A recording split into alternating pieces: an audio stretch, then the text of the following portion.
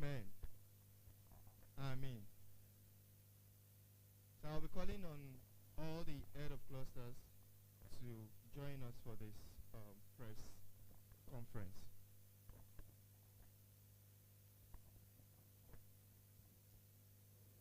I'll also be calling on our board member and the national president as well to also join us. Yes, you sit at the front.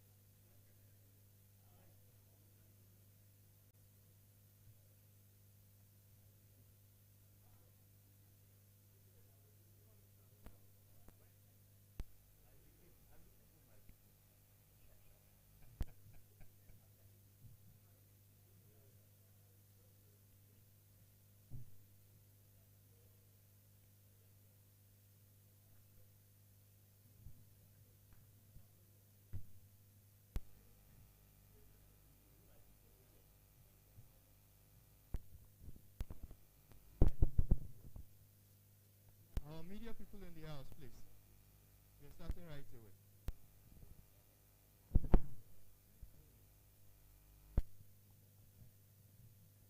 Mr. President, if you are ready, we are ready. If you are ready, we are ready.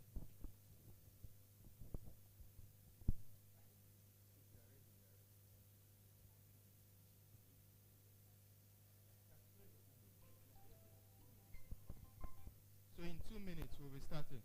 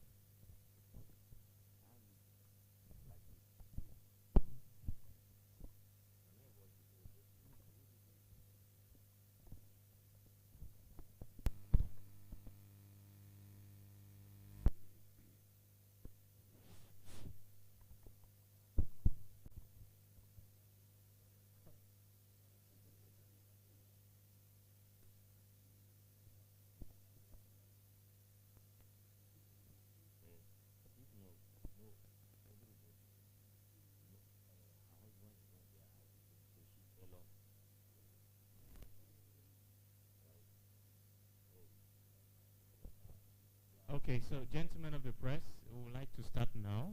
The next 30 seconds. Thank you for waiting. Mr. President, sir, over to you.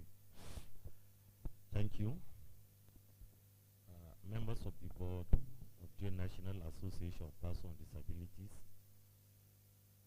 our national leaders, members of the press, my noble colleague, good morning all. As you all know, we are here to give a press release on the issue of data of persons with disability in this country. And our press release is as follows. I am going to read what I have as my press release. I said it is with a deep sense of purpose and commitment that I present the data, assumptive demographic data on persons with disability in Nigeria. For more decades, the disability community in this country has operated without a reliable baseline of democratic information that is a fundamental for a meaningful planning, inclusive policy making, and targeted intervention. This report represents on the important step towards closing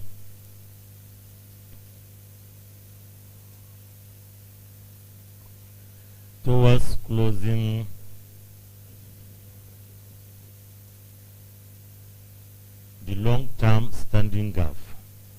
Globally, a working assumption places persons with disability as approximately 15% of every national population in Nigeria. Applied this global benchmark to 2025 projection of the National Population Commission give us a clear thought with evolving picture of the magnitude of our community across the 36 states and the Federal Capital Territory. To strengthen this understanding, we have incorporated patent realities and the life experience shared directly by the leaders of organizations of persons with disability nationwide. Their insight look in a daily advocacy and life expertise have been instructed in the shaping the commitment of this assumptive data. While the report produces an important starting point, I must acknowledge its limitation. Data on the children and youth with disability remain limited, mainly due to the weak direction system and the insignificant disability-sensitive administrative structure across many states. Yet, these gaps themselves point to areas where urgent work is needed. At the National Association of Persons with Disability, we are particularly concerned on the evolving nature of disability. The narrative of shifting beyond only visible disabilities to include level of Nigerian, especially young people with disability, young people with mental health condition, psychosocial disability, and other less visible form of impairment. Additionally, we are witnessing a growing trend in acquiring disability driven by purpose, such as road traffic accident, environmental condition, chronic illness, and complex related injuries.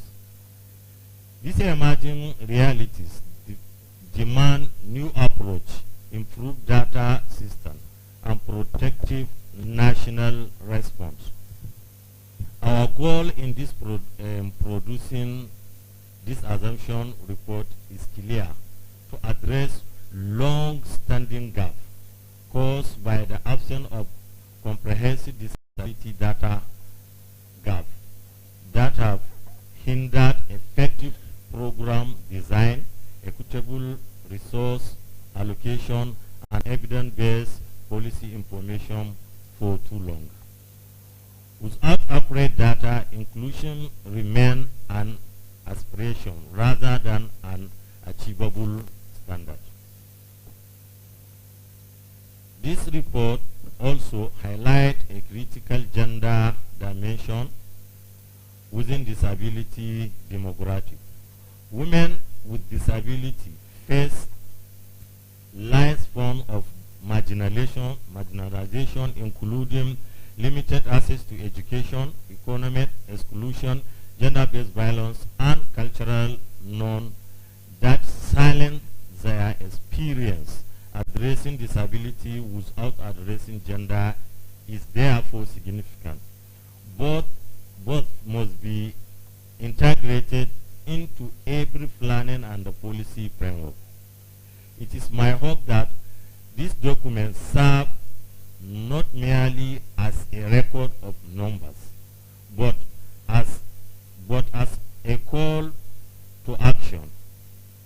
May it guide governments, development partners, civil society actors, and disability rights organizations towards solution-driven intervention that are truly accessible, inclusive, and grounded in the level realities of Nigerians with disability. Together, let us use this knowledge to build a Nigeria where no one is left behind. Thank you, everybody. Earlier before, I want to tender my apology because when I recognizing the members of the RTU, I forget to recognize the representative of the President of the Federal Republic of Nigeria. That is the SSA to the President. So I apologize. Thank you once again. All right, thank you very much, sir. Please can we put our hands together in appreciation? For the interest of time, may I now invite the representative of the President, Mr. President, Federal Republic of Nigeria, just as being recognized by the JONAPWD President, sir, for your remarks. Dr. Honorable Abal, please, sir. Okay, thank you so much, Mr. President, for forgetting to recognize the whole President of the Federal Republic of Nigeria. But there is one thing in skipping of protocol. If somebody was skipping something, you should not take it a deliberate or anything. A president is my friend. Even yesterday and dinner we are even together throughout the day. So I am happy I was fully recognized even by the way they extended the invitation letter to the president. I really appreciate that.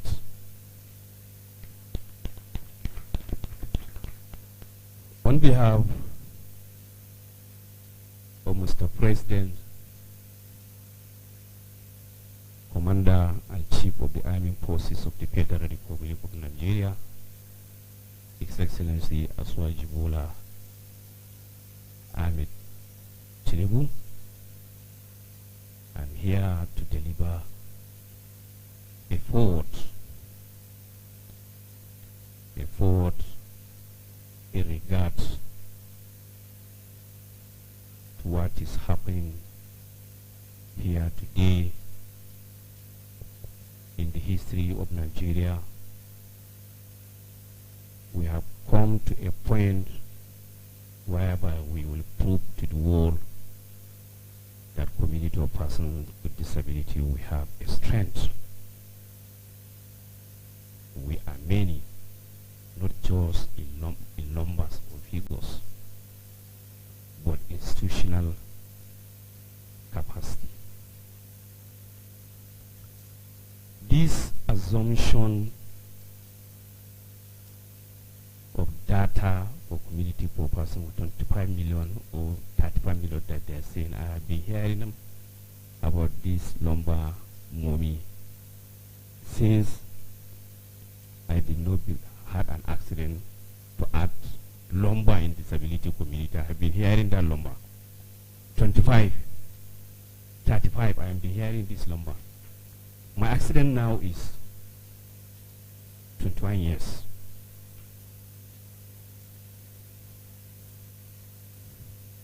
Uh-huh. 34. But today,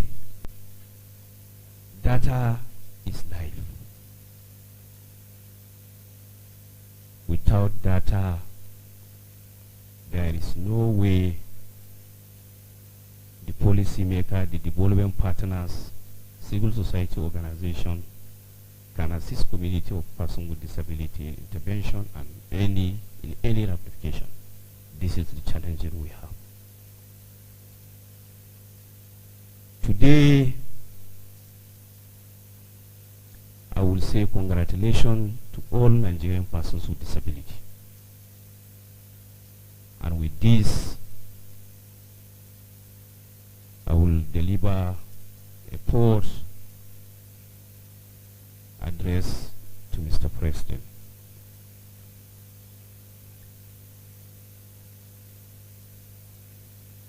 It is with great pleasure that I write the port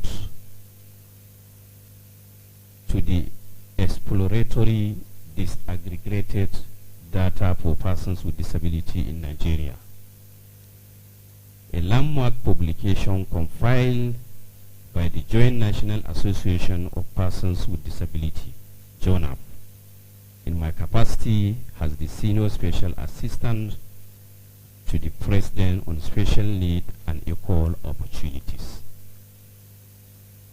This document represents a significant milestone. This document represents a significant milestone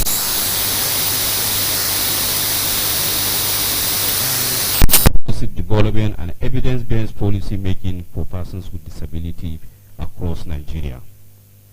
For many years, the absence of credible, comprehensive, and disaggregated data on persons with disability has remained one of the most critical challenges confronting stakeholders, policy makers, and development partners in Nigeria. Where various figures have often been cited, some estimated the population of persons with disability at 25 million and others projecting between 35 and 40 million. Such numbers have largely been based on conjecture or fragmented information. Without reliable data, even the best intention toward inclusion cannot translate into measurable impacts. Data is the foundation of effective planning, policy formulation, project implementation, and the achievement of development objectives. The exploratory database presented in this publication provide a much needed empirical foundation. The 2025 projection contained in this document estimated that the population of persons with disability in Nigeria is in the neighborhood of 35 million, well detailed disaggregation across the 36 states of the Federation and the Federal Capital Territory. The analysis showed that Kano State has the highest estimated population of persons with disability at approximately 2.5 million, closely followed by Lagos State with about 2.1 million. You can see the strength of numbers of persons with disability in Kano and Lagos. The President and Commander of Chief of Army Forces of the Federal Republic of Nigeria came into power with 8 million and above votes, and we have a strength of more than almost 40 million persons with disability.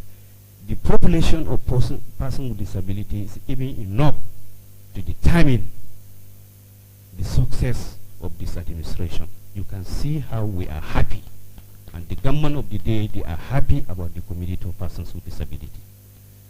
Equally important is the disaggregation by disability clusters and gender. According to the findings, the physical disability cluster constitutes the largest group with about 8.2 million persons, followed closely by the deaf community, which account for approximately 7.7 million persons in deaf community. You can imagine these numbers. In terms of gender distribution, the data indicate that male persons with disability number over 17.6 million, while female persons with disability account for approximately 17.2 million. You can see the numbers of the data. And what makes this research very easy is one thing: identify with the leaders of persons with disability whenever you are doing anything. Involve them right from the designing up to implementation. So many organizations, they will be key in to say that we want to have a data. Even National Commission for Persons with Disability, they don't have comprehensive data for community of persons with disability. But what JONAP did is engage with the leader. Look at this data. It's disaggregated data based on cluster representation, biodiversity, represented disability, representation. Everybody was carried out. And it will assist us, it will assist the federal government in the implementation of most of our projects that we want to achieve. This insight provides critical clarity about the diversity and scale of the disability community in Nigeria. For the first time, stakeholders and development partners have access to a structured and disaggregated data set that can guide targeted interventions. It enables government at all levels, civil society organizations, international partners, and researchers to design programs that respond to the specific needs of different disability clusters and demographic groups. I commend the leadership and members of the Joint National Association of Persons with Disability under the leadership of Comrade Abdullahi Ali Usman for taking the bull by the horns and venturing into this ambitious initiative. As the foremost umbrella body representing persons with disability in Nigeria, JONAP has demonstrated a vision and commitment by addressing one of the most persistent barriers to inclusive development: the absence of a credible and disaggregated disability database. Through this effort, a major glass ceiling has been broken. This database will undoubtedly serve as an invaluable resource for policymakers, development agencies, researchers, and advocates working in advancing Nigeria. It will also provide important support to the federal government ongoing effort to establish a statutory and official database for vulnerable population, including persons with disability. I must thank JONAPWD sincerely for making my work, particularly the office of the Senior Special Assistant. You make our work easy. I will present this database to the government, and we are going to work hand in hand, and it will going to assist Mr. President in achieving his renewed hope agenda. The administration of Bola Ahmed Tinubu GCFR recognizes the critical role of data in governance, research, and policy formulation under the renewed hope agenda. The federal government remains committed to supporting the initiative that generate credible evidence and strengthen the capacity of the institution to design inclusive policy and programs. Reliably, data sets such as the will greatly assist government in effectively planning and implementing development initiatives that respond to the need of persons with disability. My office, the Office of the Senior Special Assistant to the President on Special Need and Equal Opportunity, will continue to collaborate with stakeholders, development partners, and organizations of persons with disability to promote initiatives that strengthen inclusion, accessibility, and equal opportunities across all sectors of national development. I therefore commend the publication to policymakers. I'm here to commend this publication to policymakers, development practitioners, researchers, and all advocates of disability inclusion. I'm confident that the insight contained in this document would contribute meaningfully to the collective quest for a more inclusive, equitable, and accessible Nigeria. Thank you, and God bless the Federal Republic of Nigeria. Thank you so much. Thank you very much, sir, for your remarks. And now we have just heard from the SSA that data is strength, that is a forum for a breakthrough approach, and so we are not taking it for granted. Thank you, sir. Please can we put our hands together in a more resounding manner. Now in that order, may I invite Hajia Fatima Bubakadoki, representing the National Commission for Persons with Disabilities. Man, you are welcome for your mark. Somebody else I should help with the microphone. Thank you very much, Osman.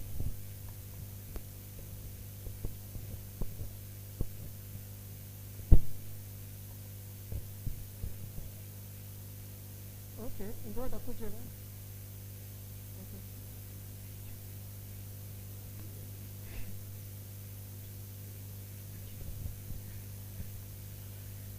Good morning, everyone.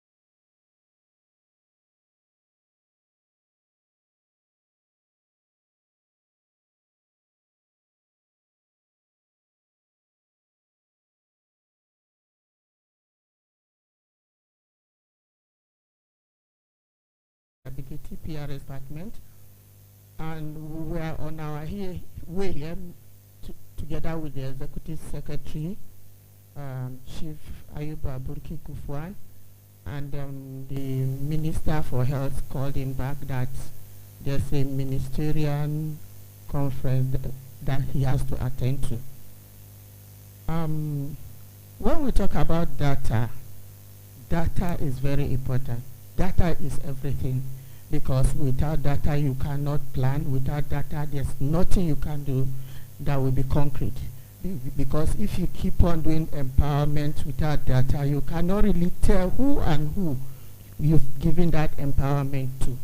And I must applaud the leadership of the JONAPWD that came up with this. And coincidentally, the National Commission for Persons with Disability, we are engaging partner today by 12 in the issue of data too, because it's a long awaited, seriously, because any time we get a visitor that comes to the commission, the first thing that person will ask is, how many persons with disability do we have in Nigeria? And we'll just be looking like we don't know what we are doing. But the biggest challenge we have, and we have to accept it, is because we are under the Federal Ministry of Humanitarian Affairs, because from the Act we are supposed to be under the presidency. That is what the Act says. But since Humanitarian Affairs, there's a limit to what we can really do. So for now, since from our budget we cannot really do the data for persons with disability, we are engaging partners. We have site savers, United Nations, CVM International, GIZ, they are all coming today to the commission to have meeting with the ES and the committee members before we expand the committee where we invite the JONAPWD and the rest. But this is a good one because what we come out with now is going to help the commission too, and together we can get that data that we've been long awaiting for. Thank you so much for giving me this opportunity. All right, thank you very much, man, for that brief remark. It's actually touching, and to chart the way forward, may I also invite the gentleman in person of Comrade Adeyonan Daniel, who is the secretary of the National Population Commission, and he also is a person of many caps. Onade is also the JONAPWD chairman, Benue State chapter, and of course, executive director for Onade International Disability Center. Sir, please, may you move forward for your remark on behalf of the commission. Can we please put our hands together?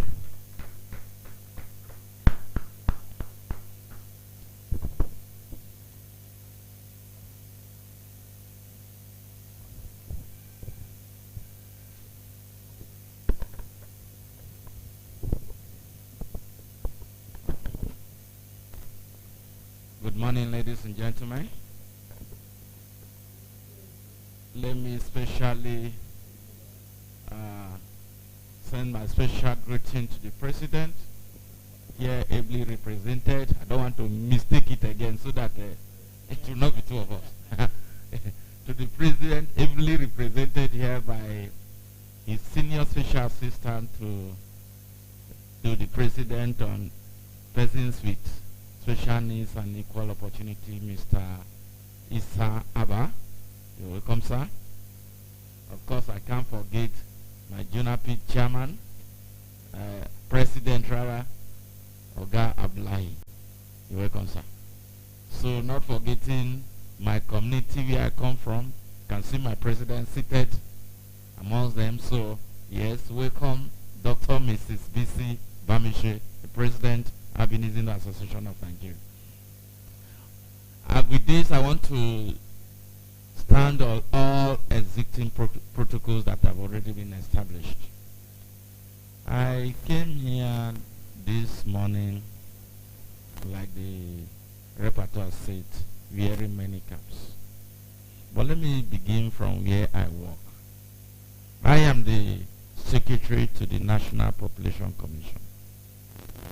And when this journey started with the technical team of JONAPWD, the National Population Commission was very excited for two reasons. One, no agency, no organization have come to us before now to seek for this kind of data.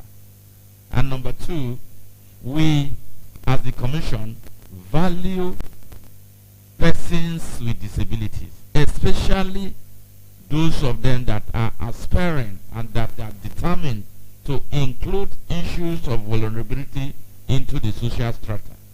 So let me begin by commending the technical team of JONAPWD for a wonderful job. I wouldn't want to go into the technicalities of how we come about this disaggregated data, but let me point out something to all of us here. When the President was reading his remark, he mentioned that the threshold of persons with disability, the population threshold of persons with disability, as far as 2025 projection is concerned, is in the neighborhood of 35 million. I know that we are all witnesses to the 2023 election. The total population of the presidential election of 2023 amounts to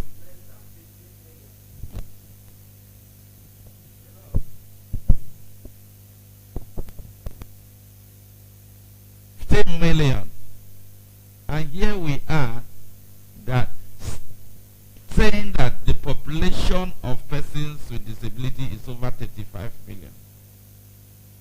So if we can galvanize our community to participate actively in issues of governance, you can see that we'll be making very great achievements. I am happy our political head is here with us. This is the area I want us to look at. There are so many issues that comes out of it. For instance, how many male, how many female we have been told? What about those ones that are graduates, that have NCE, that have OND, that are educated? Where are they located? In which cluster do we find this more? These are all disaggregated in this document that is being published today. The national population is very proud of JONAPWD. We have been held down since 2006 from conducting another national census. But what JONAPWD has done has brought out issues, especially in the disability communities, that the world, we are talking about development partners and other international communities, having a verifiable data, courtesy of what JONAPWD technical team have done. Going forward, the National Population Commission stands to say that they are in support and they authorize this document that have been produced, and that, I think that is something big. I, as the Secretary of the Commission and representing the Commission, also a member of the disability committee, stands proud of what JONAPWD have done to Nigeria. You may think that we are fighting for persons with disability. Yes, that is what we are doing. But more especially, we are bringing development to the country as a whole. We can contribute far more than what we have been given the chance to do. And the only way we can push this forward is to begin to push this disaggregated data to various nooks and crannies. Every ministry, every department, every agency should have a copy of this document, so that going forward, they can tell where exactly the position of persons with disability in this country is. I want to end my remark by saying that this is just the beginning. We have the document that they have been asking us about. This document has been supported by the body recognized by this country for issues of this matter. What is left for us now is to push the narrative. Let us tell Nigerians, let us tell people that matters that this is who we are, this is where we are, this is the number we are, and this is what we demand, and this is what we deserve to be given. Thank you very much. Thank you, sir. Please can we put those hands better? Thank you very much, sir. You have actually acknowledged the fact that JONAPWD is the very first organization to have solicited for this kind of structure, and of course, the way forward now is continuity. Thank you very much, Comrade Adey Ona Daniel, the Secretary to the National Population Commission. Thank you, sir. Now, may I, with the instruction given, open the floor now to our gentlemen of the press for an interactive section where questions, comments, recommendations, and answers will be provided. So please, the press.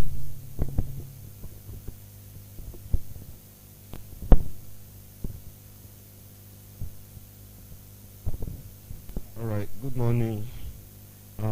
Joel Oladile. I write for the Guardian newspaper. Sir, I would like to get this clarification on how you arrived at the current data. I don't want to assume that what you did is to use the global 15% of every national population to, you know, when I did my calculation here, the general population of Nigeria, which is over 200 million, I did 50% of that. I arrived at that 35 million, million population of people with disabilities. Is that how you arrived at your data, or what research went into it? All right, thank you. We call on the the secretary to the commission to please attend to that question, sir. Thank you very much. Yes, like you've been told, this disaggregated data is a projection, and it's a projection of the national population from 2006, where we got the data and projected to 2025. Like you said, the best practice is to take 15% of what you have projected and apply that to persons with disability. Now we have various clusters of persons with disability, and we also know the percentage, like you have just said, that the physically challenged have the highest population of persons with disability, followed by the hearing impaired. So there are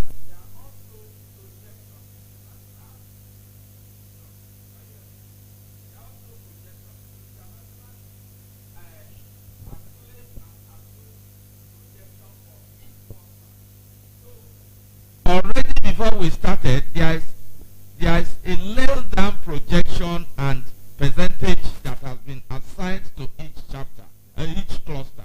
So using that benchmark, we were able to arrive at these figures that we have now. Thank you very much. All right, any other question from the media units and from any of us? All right, please, thank you very much. In the absence of that,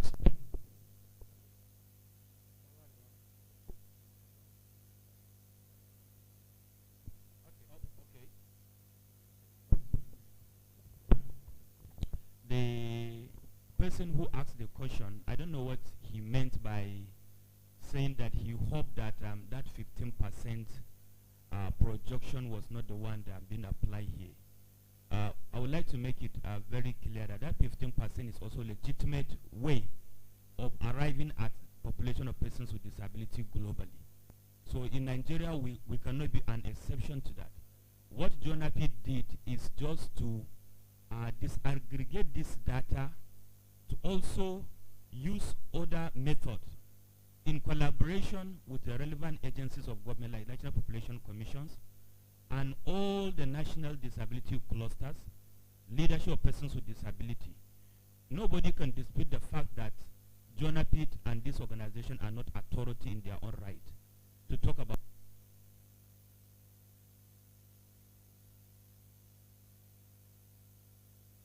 this data is of essence and is a great step forward towards looking at the data of persons with disability, and is in no way an end to it. We are going to collaborate more as the representative of the National Commission of Persons with Disabilities says. They are also working in that. It is work in progress. We will continue to work with any organizations, particularly the National Commission, to see that we have that robust, more robust data, as we have acknowledged our own limitation in our own data, particularly when it comes to the children and youth with disability. And we are going to do more to ensure that we have that. But at least we have made a significant progress compared to what we used to have in the past. And we urge all development partners and government agencies to take this data as an authority from organization of persons with disability and use it. Okay. Okay, my name is Eric Ochigbo. I'm a reporter of the News Agency of Nigeria. With an updated data we have now, which has been endorsed by all stakeholders here, government officials and other stakeholders here, my question will be, what will be your demand ahead of 2027 elections? What percentage are you asking for now, given that we have an updated number, an updated data that is more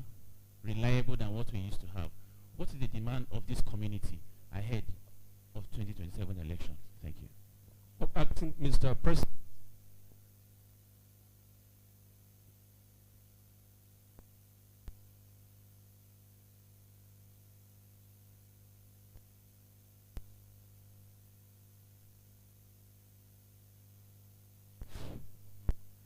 Thank you so very much.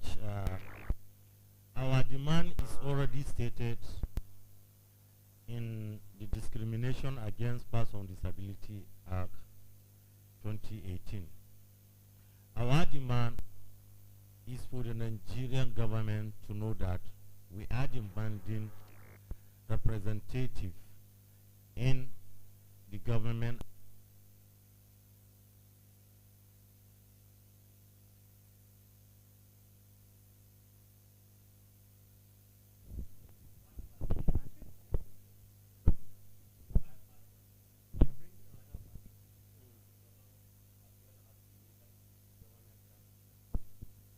As rightly mentioned by our colleague, the population of persons with disability can change Nigeria significantly. So our demand is that if you look at the population of persons with disability based on our democratic data, you will understand that the people is almost 35 million persons with disability. Out of these 35 million, at least 38 million persons with disability are eligible voters. 28 million are eligible voters, which is more than number of the people who cast their vote in 2023 general election. Thank you.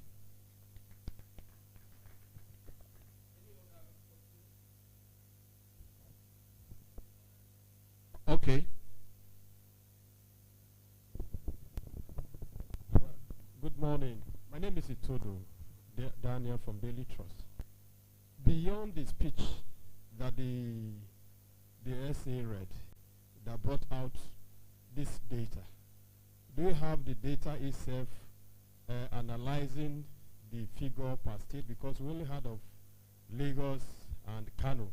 So we need to have the data itself to see the disaggregation and perhaps the process that is involved in coming out with this data.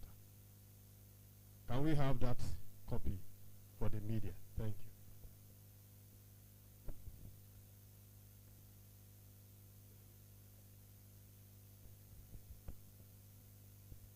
Thank you so very much. I think maybe the person who was questioned was not there when I was reading my speech. Here is the segregated data state by state. The SSA just try to cite an example of the state who has highest population. So if you have this question, you will see 36 states and the FCT with the segregated data of persons with disability in this country. Thank you. All right, thank you very much. Okay, another question here. Thank you very much, my president, and thank you very much other leaders of persons with disabilities at the high table. My name is Comrade Chris Abu from the Qualitative magazine.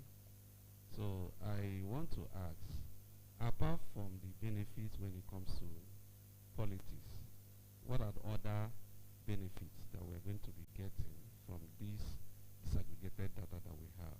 So I want to maybe itemize those benefits, that what you're going to be using this data to achieve for the community of persons with disabilities. Thank you.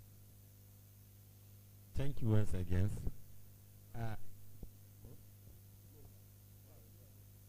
Thank you once again.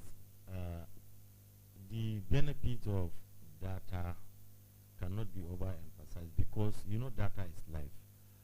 With this number or the data of persons with disability, we know it will also help the government in bringing the policy that will also targeted persons with disability, more especially youth with disability and also youth with disability.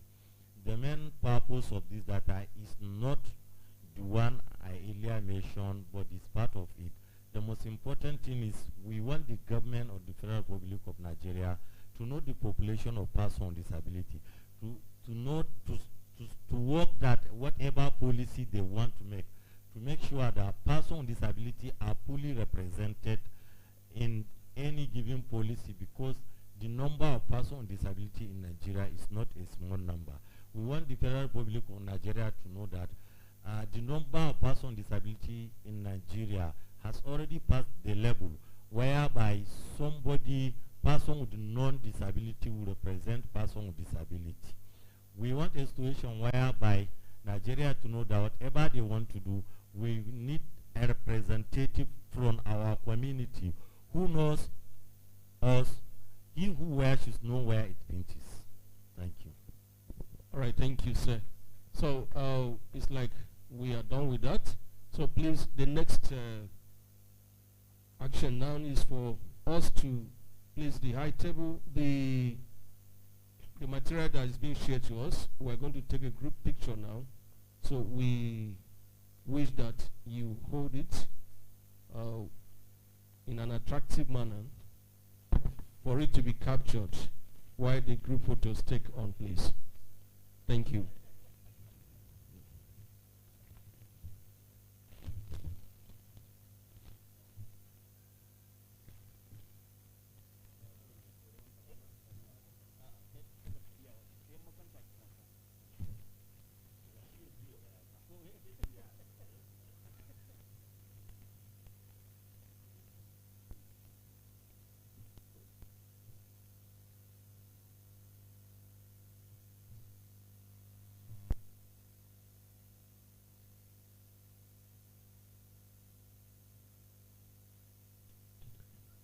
All right, if we are done, you let us know.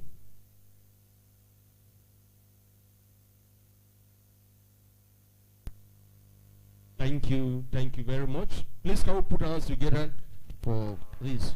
So at this moment, may I invite the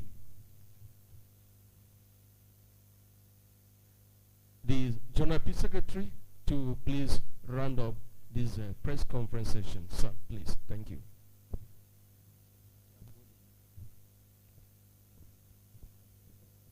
So on behalf of the national president, the SSA, to the president on special need and equal opportunity, who is representing the #1 person in the country, the gentlemen of the press, other national disability leaders who have found time to attend this important gathering. We would like to say a huge thank you to everybody for making it, and please, to the gentlemen of the press and the ladies, help us to publicize this achievement. It is a milestone in the lives of the community of persons with disability, and if anybody is in doubt, I think we are all available to make any clarifications to that effect. We thank you for all the work you have been doing for the community.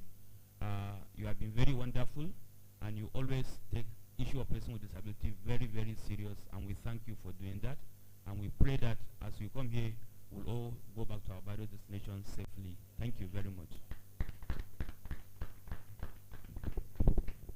Thank you very much, sir. So with the powers invested, I hereby declare this press conference closed. Thank you, sir.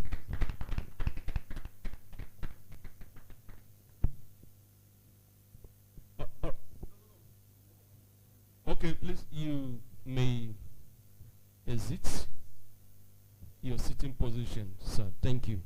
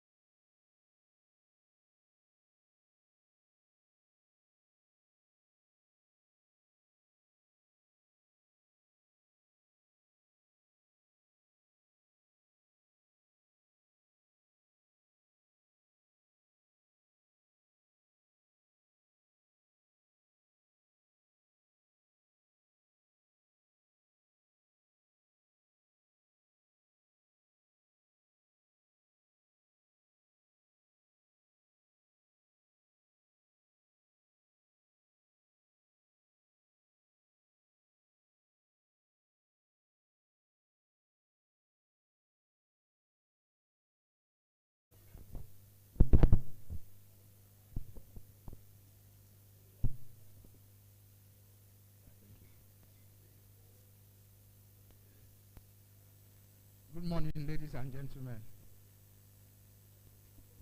Good morning. Time to reconvene. Time is always not our friend. I think we should kickstart the real business of the day. So once again, good morning, ladies and gentlemen. Hope you had a very good night's rest and you equally enjoy your tea break.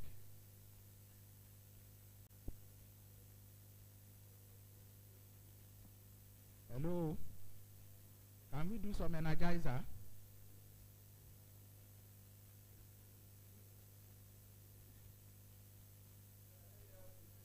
Okay, so who's going to help us with an energizer? Okay, Usman. Yes. So who can give us an inclusive energizer, please?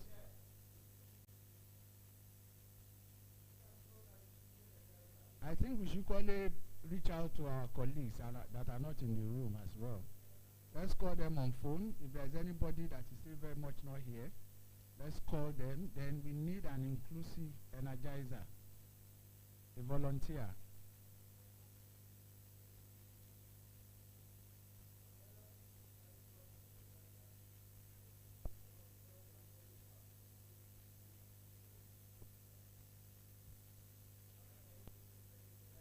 Mandela.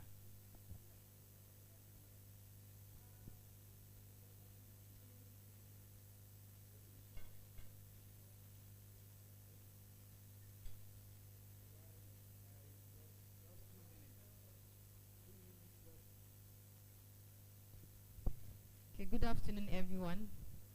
Okay, thank you. So, for those who can be on their feet, can we all stand up?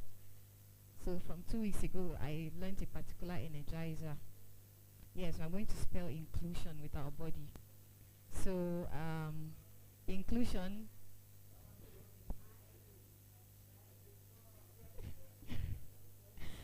Okay, it says it's not inclusive. So let's sit down, please. So it's overruled. Please, can someone else help us with an energizer? Which one?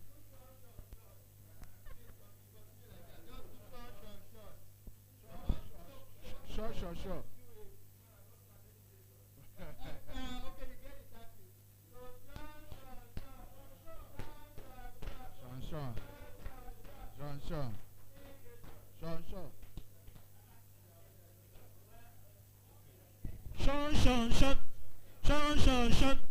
Introduction. Sean. Communication. Sean. Education. Sean. Transportation. Sean. Pension. Sean. Eviction. Sean. Location. Sean. Estimation. Sean. Civilization. Sean. Religion. You leave us for 1 minute. Go outside and stay. Sean. Transaction.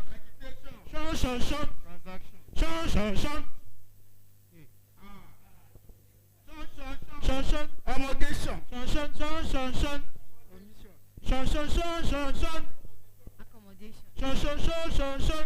Inclusion. Verification.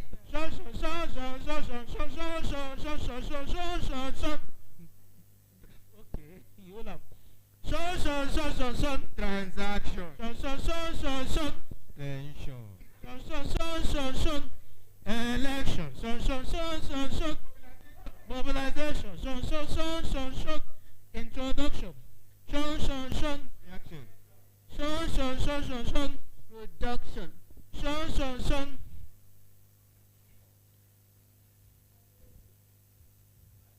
Production. In the deaf we have patience because of communication. He's trying to explain to him. He said aspiration. Sean.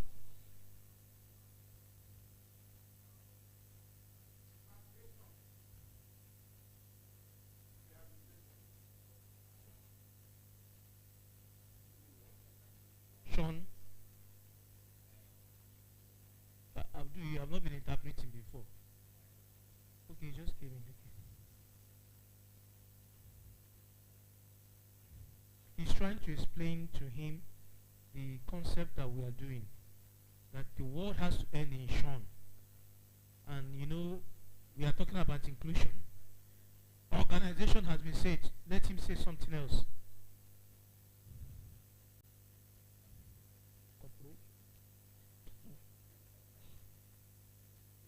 Institution has been said. Let him say something else.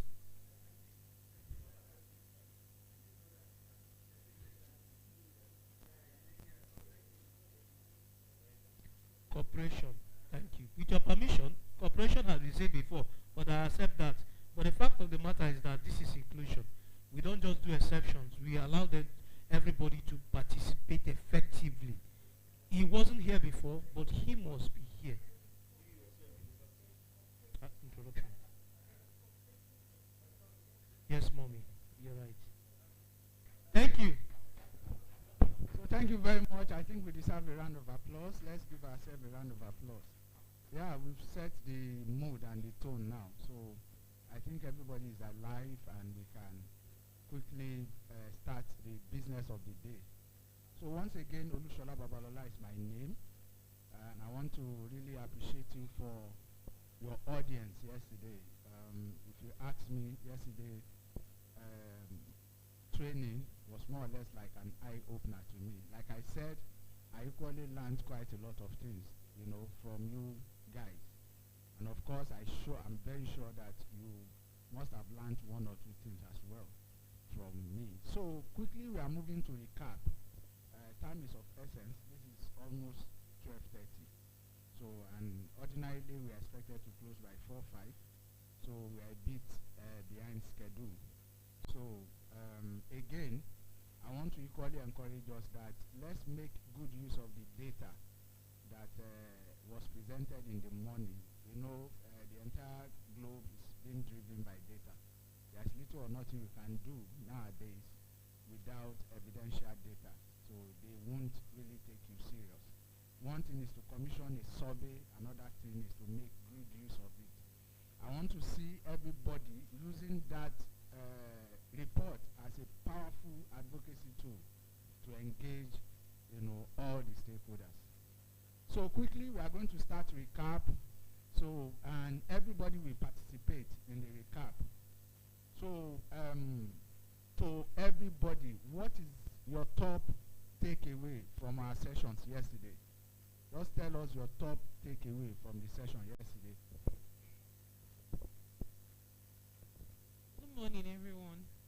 My top takeaway, okay, my name is Anoko Jemima Mbusu from IDA Nigeria, Organization of Persons Affected by Leprosy. So my top take home yesterday were the key sustainability pillars. What are the pillars that if you want to sustain your organization for a long time should be in place? So he said things like good leadership, active membership, financial resources, partnering and network. So if you have partners and you're networking, I think you go a longer way. They say if you want to go faster, go alone, but if you want to go a longer distance, you should go together. And then I know that without finances, no organization can actually stand on its 2 feet. And without good leadership, you can't really build a house. It will shake. So I think those are my key takeaways from yesterday. Thank you very much. Brilliant one. Okay, thank you very much. My name is Rilwan Mohammed Abdullahi. Like my key takeaway was the organizational structures and also the sustainability. Aside from the funding project, I was able to understand that if we strategize, we can still continue to maintain the good work of the association, because in most cases, some organization, once there is no support from donor, the organization seems not to exist again. So with yesterday's presentation, I was able to get some strategy on how to go about all these things. Thank you. Good afternoon, everybody. My name is Oluwatosin Oyemiade. My takeaway yesterday is that the best approach to a successful writing is through teamwork. You can't just do it on your own. You have to work together with the other people in the organization. I also learned that for before you submit a proposal, you have to know much more about the organization. You have to research more on the organization, not just go just write a proposal without checking the background and everything you need to know about the organization. Good afternoon. My takeaway yesterday was on developing staff plan. It is very, very important. It's a challenge that I have, and I was really glad yesterday when it was when ideas kept pouring on how to elevate staff so that they can last in the organization. Thank you. Yeah, good afternoon. Ladies and gentlemen, although they have said some of the things I wanted to say, but I want to talk about volunteerism. I learned that whenever we are drafting a proposal and in a project whereby we will engage volunteers, we should make a provision for them so that they too will be happy, and other logistics that have to come. And also, I learned that whenever we are writing proposals, we should write a bigger proposals, because most time we felt like these people may not grant us this request if we put a bigger amount of money. So I learned that yesterday. Thank you.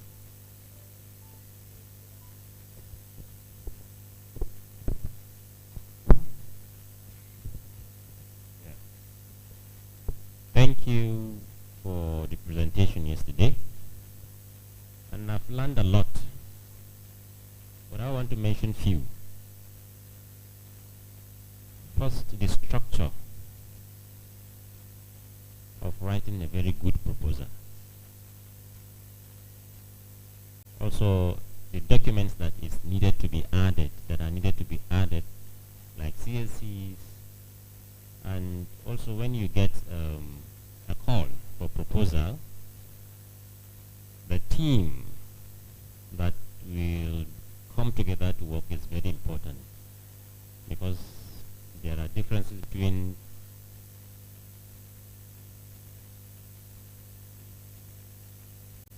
solicited and unsolicited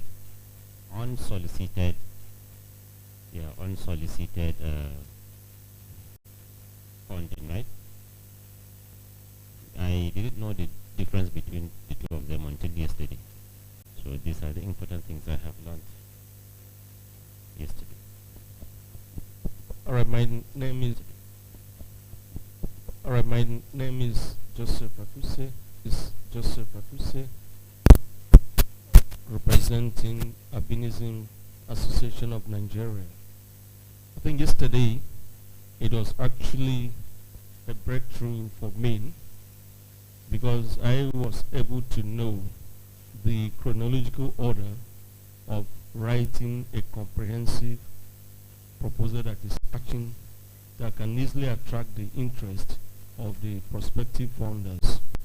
And I was also taught that proposals are not just written, they are written based on the structures, or let's say what the founder wants, the details, and then the criteria the founder will present before you. And then you must ensure that all the steps to be taken before it becomes perfect must also be attended to.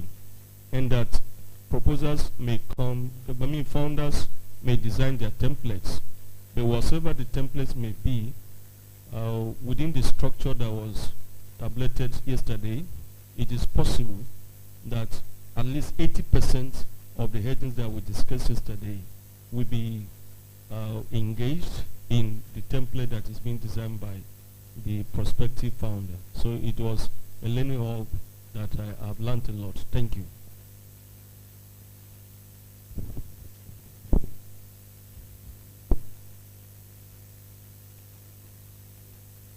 My name is Dr. Bisi Bamishe, AAN president.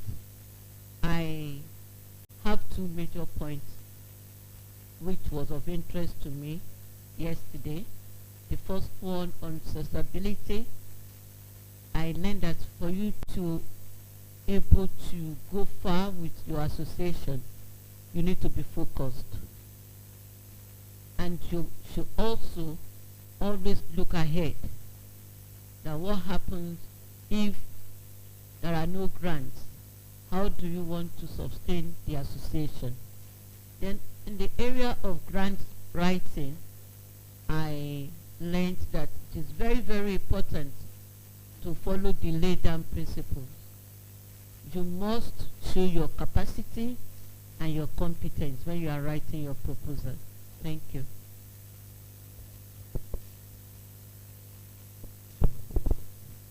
Okay, yesterday, one of the key things that I take away yesterday is issues addressing presidents of clusters being paid. Over the years, this issue has lingered between both funders and OPDs.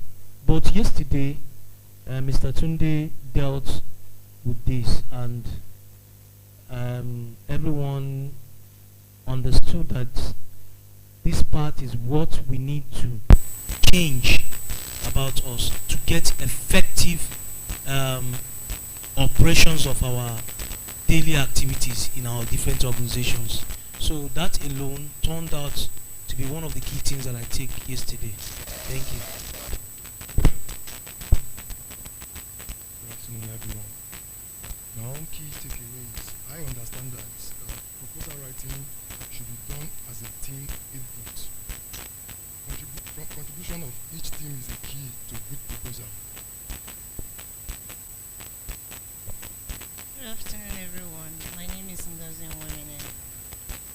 My key takeaway was understanding some of the strategies for sustainability in our OPDs.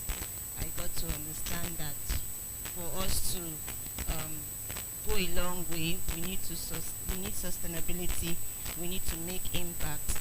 We also need to train our new members as well as involve our women and children as well. Thank you. Good afternoon, everyone. My name is Hassan Kimilayo. Yesterday was a very big eye-opener to me. I'm also leveraging on what Mr. Tudadi Murphy said. Grant writing is a very serious technical document that we are going to use to push our clusters forward, and also compliance to regulations is very, very key. So those are my biggest takeaway from tomorrow, which I hope to leverage on after our exercise here. Thank you. My name is good afternoon, everyone. My name is Abdul Wahab Matepo from the Hispanic Community Association of Nigeria. One of the key takeaways for me was these strategies to strengthen sustainability. And these strategies include training new leaders and encouraging the participation of youth and women, then developing fundraising strategies, and they also engage in partnership. Those are the 4 points I noted yesterday as criteria for strengthening and then there are strategies for strengthening sustainability in our OPDs. Thank you very much.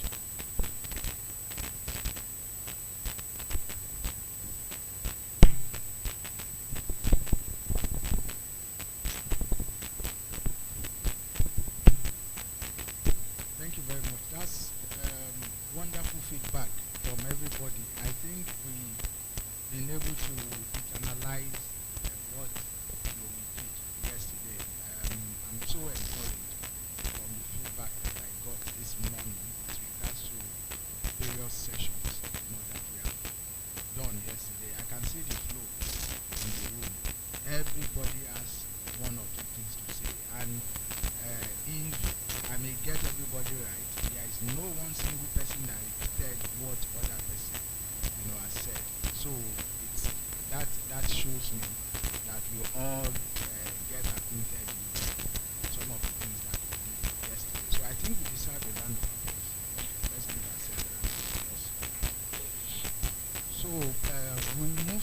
first item on the agenda. If you look at your agenda, we are to do diversifying funding sources. And if you look at it, most of the things that we are going to say at this particular session have been discussed yesterday. So we talk about the categories of funders and how to go about or how to approach them, for funding. We talk about funding from corporate organizations, which likely we define as foundations, big foundations, like MacArthur Foundation, like Ford Foundation. Then we talk about EU, we talk about UNDP, that's United Nations Development Program, and so many of them. If you go to what is it called, FCDO, if you go to internet, you're going to see quite a number of them, there. So, but the most important thing is that you don't just approach funder. You approach them based on their team, based on their goal, based on their objective. What they are doing, does it tally with what you are doing? So, for example,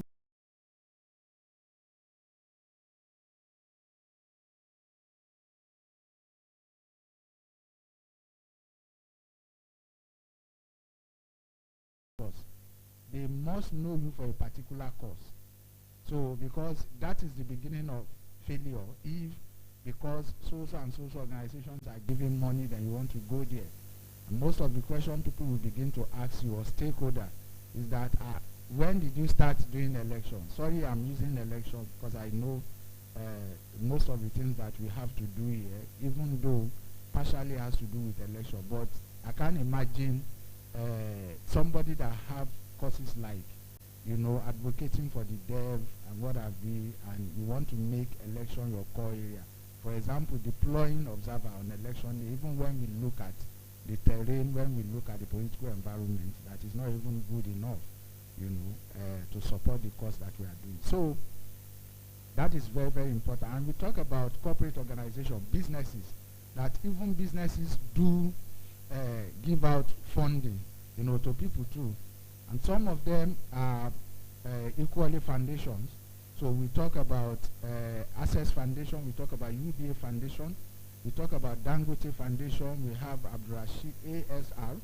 So these are businesses that have a charity organ of their business that donate, money to the causes in the society. So it's just about going through their website, know in exact time what they are funding, and at the same time see if it is something that you can key into and see how you can tap, from those resources that are available. There are many, we all know them. And we have individuals too, philanthropists, they are doing so many things. In the course of our presentation, the next presentation, I'm going to talk about other strategies that you can as well use to do, to raise funding.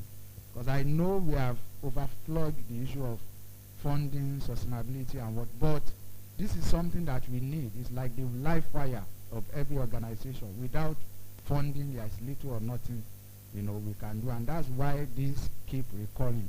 There are online donations, and these are people that don't even want people to know their identity.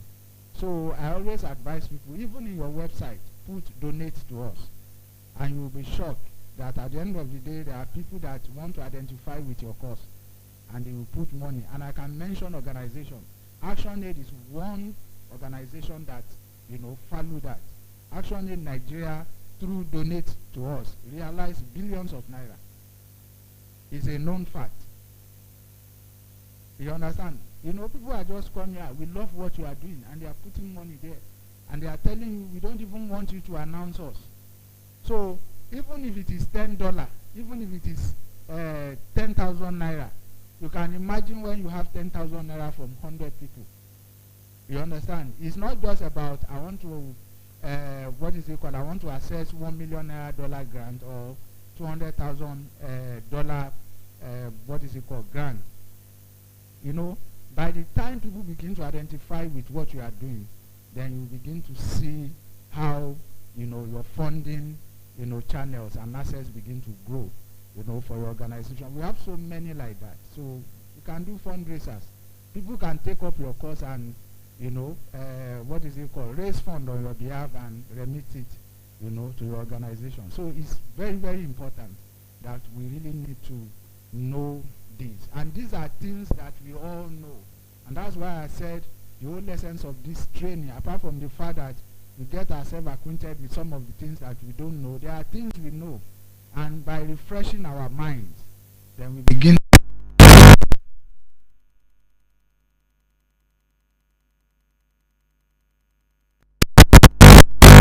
There is nothing to demystify in funding.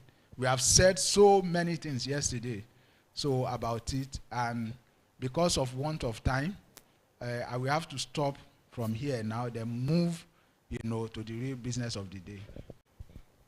Usman.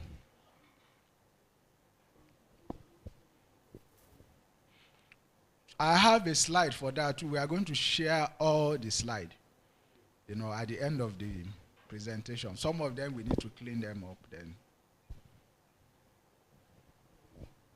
So today, largely we shall be talking about empowering inclusion action planning for OPDs. So you will agree with me that action plan is very, very important. It came out in the course of our discussion yesterday. So if you're an organization and you don't have an action plan, you can be likened to somebody that his life is not organized. So if you don't have action plan, because action plan is just like a role model, what is it called, a road map to what you are doing. You should be able to say that in the next 1 year, this is what we are going to do. For example, in 2026, you don't need to go back to your diary before you can tell people that OPD, what is it called, JONAPWD in 2026, these are the things that have been itemized that we are going to undertake. So action plans are likened to roadmap. So, and we are going to be talking about it because it's so important to the work, you know, that we are doing as OPD, you know, today.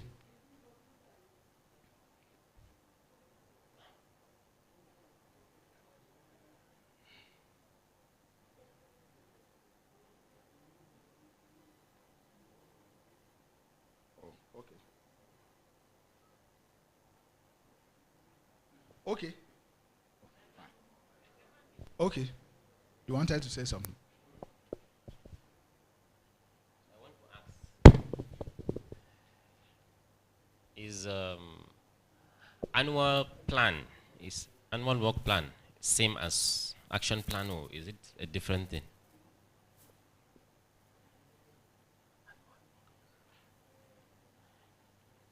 Have you gotten? Yes, it's the same thing. Some people call it work plan, some people say action plan. We have to go back. We have to go back.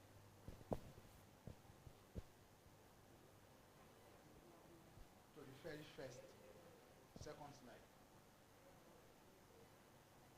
Can we go back to the second slide? Okay. Yeah, so the objective of this particular session is to develop a clear action plan aligned with OPD goals. So then again, to identify key priorities for impact. So whatever we are doing it for impact. We are not just doing it for the purpose of doing it. Because if we are just doing it for the purpose of doing it, at the end of the day, we are not going to achieve anything. So we are not going to achieve any goal. Then to outline next step for the implementation. So this is going to be like a practical step to formulate or to produce our organization action plan. So those are the three objectives of this particular session. Next slide, please. So this is a sample action plan.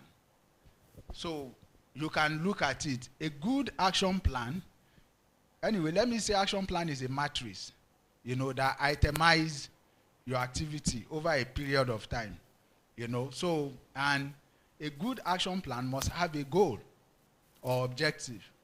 Then, while you are doing that, people must be responsible for the activity. Activity is the same thing. It's just semantics. So then it must have a timeline, as well as the fact that you must have an indication to indicator to every activities that you are doing. Then the resources to push your activity or the action, then as well as budget. So it's very, very important. So without doing this, there is little or nothing you can do. So what is here is a sample plan. You know what activities you are doing. We are going to share this. We are going to share this. You know all we are going to do. But what we are trying to say in essence is that if you want to run an action plan, you must have gotten series of activities in your mind. You know, that is then what is the goal, the objective of such activities. For example, if one of your activities is to raise fund, you understand? So maybe you want to say something like fundraiser. So what is goal behind it? You understand? To increase the grant portfolio of maybe the blind association, for example. So that is one activity. I'm sure there are other activities. To increase the feasibility of the organization, that is another activity. And to do that, you need resources. To do that, you need people who are responsible.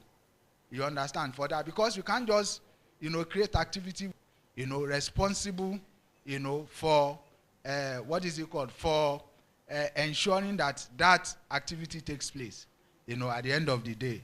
Then you put your indicators there. Then, for example, if you want to increase your visibility via your social media channel and your website, you might want to know the number of it, maybe increase in the number of it. That is, people that are visiting your website or people that are visiting your social media channels. And all these have analytics. You don't even need to spend much about it. For example, if you go to Facebook analytics in the last 1 month, Facebook is going to, tell you the number of reach, as far as, some of the activities that you posted on your social media is all about. So you'll be able to know whether there is progress or not. It's not just about we put a video or we put a content there. So in the last 1 month, who are the people that have visualized that content? Who are the people that like that content? Who are the people that responded, to that content? So it's very, very much important. So it equally allows you to monitor progress. So that is the reason why it's very, very important. And for resources too. So for example, if you want to keep, your social media channel alive, you must be able to have internet to do your postings. You must be able to have internet to ensure that you are putting all the, for example, the JONAPWD reports now, if they have not put it in their website because of the fact that it has not been officially launched, after now, I'm sure they will put it there for public consumption. And not just for public consumption, I'm sure some of the researchers will come, to their, to their website to come and make good use, of that report. So it's very, very important. And without resources, you cannot do that. And so that's the reason why you should be able to budget for that. So if you say you are going to put that in your social media channel in the next 1 month, you will be doing different activities or engagement around it. There must be uninterrupted internet to do that. Then, budget, very important. So how much do we need to do that? For example, if another activity is training, staff training, for example, what kind of training are you doing? Is it an in-house training, or you are sending your staff out for a training? Is it a paid training or not? So that is, and why do you want to train them? Questions like that will come. So what is the objective of the training? Maybe you want to strengthen the capacity of your staff. That is one good objective of that training. So then, what are the indicators? Maybe prior to that time, none of your staff can write proposal. But after this training, you can say you have 2 or 1 person that can, adequately produce a proposal or lead, proposal writing, team or process. So there are different activities. These are just prototype. You know what are the activities that you are doing. Some of these might not directly have a bearing to what you are doing, but this is a frame. You know, this is one of the templates that you can use, you know, for your, what is it called, engagement. For example, we are talking about advocacy to stakeholder. That's an activity. One of the activities you said you want to undertake. And what is the objective? Policy change or policy engagement. Why do you want to conduct an advocacy to MBS, like my friend said yesterday? What is the whole essence of that? What is the motive behind it? So what is the objective? So possibly because of policy change. So then when you look at it further, who is responsible for that? Definitely as an organization, you must have an advocacy technical team. So maybe the advocacy ATT lead will do that. So that is the person that is responsible. And that is the person that will be held responsible to know the progress of that particular action or activity, whether it's going on well or not. So it's going to be responsible for sending out invitation, for example, to them and what have you as well. Then the timeline, when is that going to happen? Everything cannot be happening simultaneously. So the timeline, when is it going to happen? Is it in the first quarter of the year, the second quarter of the year, the third quarter of the year, or when? So that is, you know, very important too. So the indicator. So if at the end of the day there is a change in policy, that's a very good indicator. So then you look at the number of policy. It depends on the number of engagement that you did. Maybe you did 10, and at the end of the day, 5 policies, you know, you were able to change, you know, 5 policies. So that is very important. Then what are the resources? Because when you want to meet, you know, all those stakeholders too, you have to prepare. You know, part of the resources is your policy brief. You must have engaged that policy to know where there are gaps. Then you must have developed fact sheets too, to prove your point, you know, as well, that, you know, this is the situation of things. Then how much do you need to do that? You know, that is very important, because the advocacy team will not just disappear into thin air and find themselves in the offices of the stakeholder. So definitely you are going to transport them. Maybe in the course of the advocacy, you are going to do some light refreshment as well. So at the end of the day, we are talking about LOE yesterday. If, for example, you asked the president to join that team, definitely you took him away from his location to come and do advocacy for you.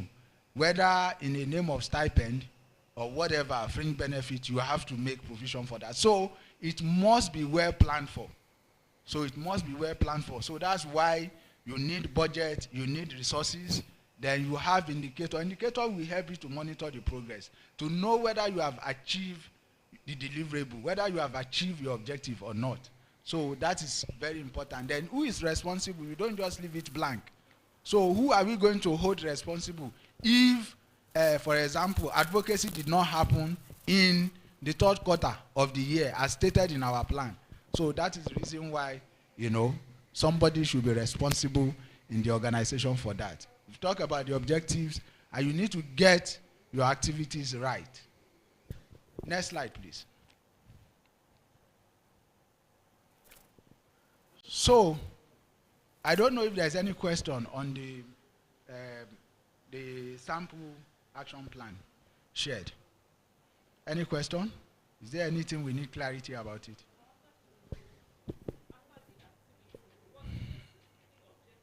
No. After the activity. In fact, some people start with objective.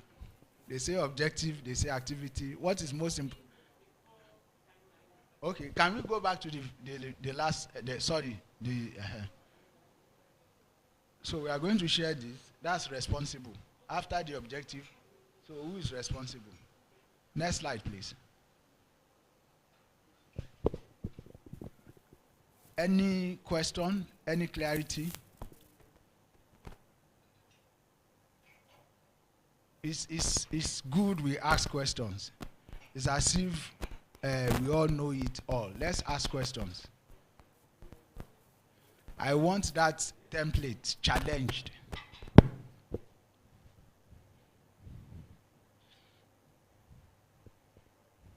Is this something that we have seen before?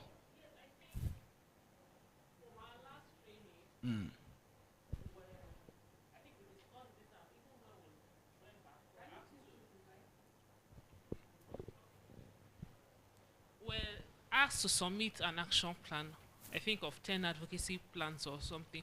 So I think basically all of us did that and submitted to JONAPWD. So I feel that's why there are not so much questions, because this is really not new, because we have even done the homework and sent it back to them. Yes, so I think that's why. Yes, it is. Yes, I think it's almost the same thing with the template. Any other comments or question? Do we move on? The room is too silent. We need to ask questions, please. Okay. So the next step. So like you said, I appreciate the fact that you have done something similar. So if you have not finalized your action plan, this is an opportunity for you to do one now. So the next step is to finalize your action plan by putting a date. As you are going back to your various organizations now, let's say in the next 1 week, we are going to finalize our action plan. So that is very important. Then followed by assigning tasks in the team. You can see responsibility. Who is responsible? You have to assign tasks. Somebody should be held responsible, you know, for those activities, for those actions. It's very, very important. So we need, you know, to do that as we are rising from here, so that at the end of the day, we can have a good action plan if we have not developed any. If we have started the process, this is an opportunity for us again, you know, to rethink and see how we can rejig, you know, the draft action plan. Then again, there is need for review meeting. You need to review, you know, what is it called, your activities. You need to know about the progress of your action plan. You don't just do it and leave it like that. Remember, we said something yesterday that events might have override, you know, some of the things that we are doing. We cited the example of increase in petroleum yesterday. Maybe yesterday was the day that you're supposed to go and pay advocacy visit to a particular stakeholder. You understand? And there was a strike, or there was a political unrest, or whatever. So definitely you won't say because you are unable to go to that place yesterday, then you are not going to do it. So that is the whole essence of review. Then it serves also as an indicator. You understand? To know whether you are on the right track or not. So it's very, very important, you know, for us to have a review meeting around our action plan, because that is the work we are doing. So if we say we are going to be doing X, Y, Z, you know, from January to December 2026, that is our business. We should be able to know, you know, to do a review, to do a debrief, whether we're on the track or not. So that is, you know, equally important. There may be a change in the date. For example, you want to do an advocacy visit, maybe to a minister, and all of a sudden, you understand, they said the minister is not in the country the day that you have chosen. So definitely, you won't just leave it there. I'm sure one of the smartest things to do is, when will the minister available? Can we book another appointment with him? So those are the kind of things that might come out of, you know, the review meeting. Is there any need for us to have a strategy, you know, as well, to be able to achieve the objective of, you know, those actions? Yes, on the action plan, when I put all my activities, do I need to measure each activity to know what I did, and what I am yet to do, and whether I have met the deadline? Can I, you know, develop other templates, or what do you think? How do I do it? You know, there are other templates that we've talked about. Yesterday, we talked about M&E plan. So even in your M&E plan, things like this will go there. So your action plan might be based on your project. Your action plan might be project-based. Your action plan might be broad, that you include some activities that are not even funded by a funder. So it doesn't necessarily mean that it should be project-based. You understand? It can be all-inclusive. The ones that are funded by the donors and even the one that you intended to do without getting any money from the donor. So, and that is the reason why we are saying, okay, so if you say you want to engage a particular policy in Q2, and you engage that policy, and at the end of the day, did anything come out of that policy? If there is nothing coming out of that policy, so it means you have to start again. It means you have to re-strategize. It means maybe your strategy did not work. So that is the whole essence of the indicator. You understand? So at the end of the day, you said you want to engage 10 policies.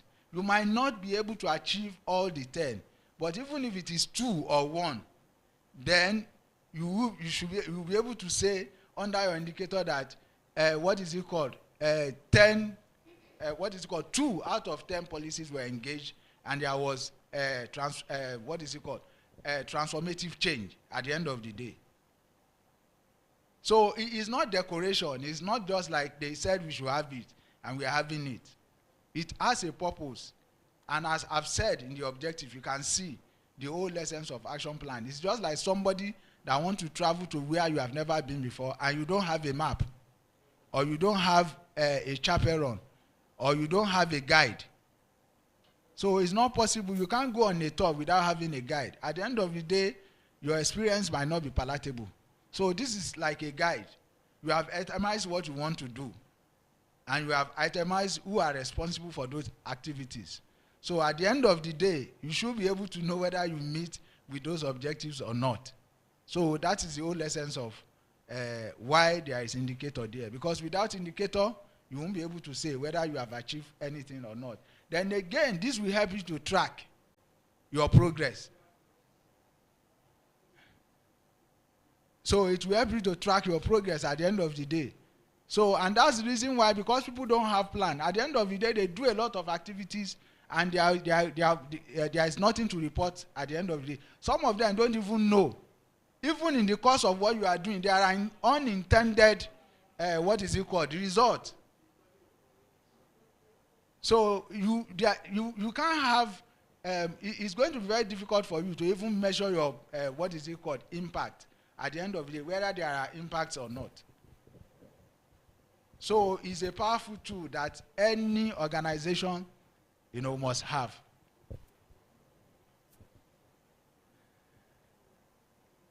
Can we move? Next slide, please. So now we're going to quickly do, okay, you want to ask a question? Can I use the same template for funders or project activities? For what? Can I use the same templates for a funder, for a funded activity? The same thing. Yes, you can use it. In fact, every, call comes with an action plan. You have to develop an action plan, because this simplifies what you want to do. You can do. There is no way you write a proposal without, put it, unless they did not mention. But again, if you want to enrich your proposal, these are part of the things that you need to put in your proposal.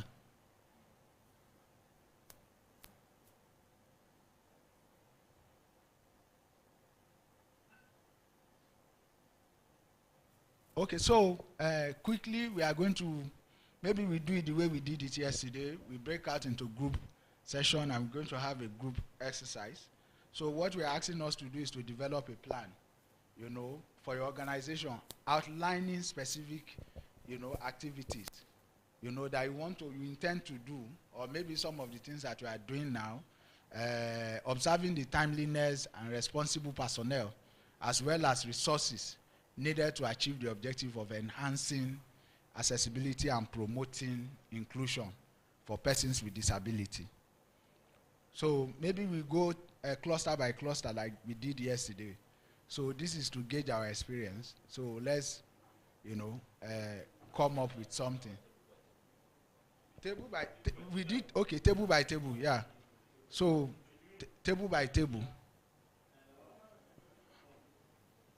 So table by table, then we move to the concluding part and we close for the day.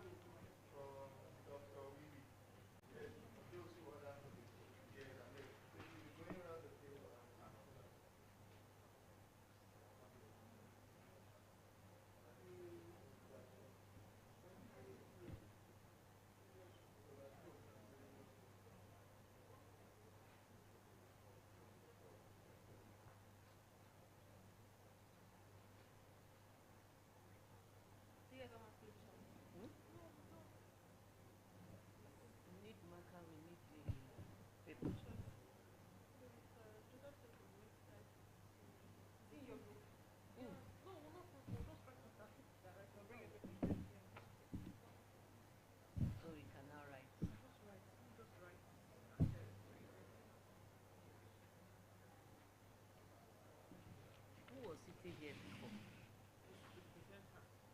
Ah.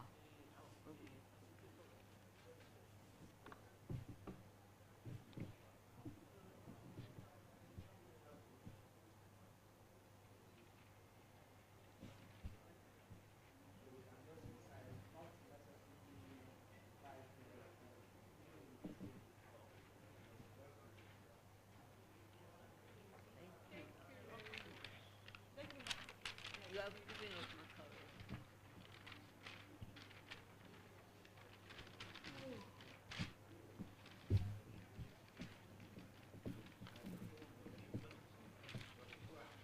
It's not the only one. We are three.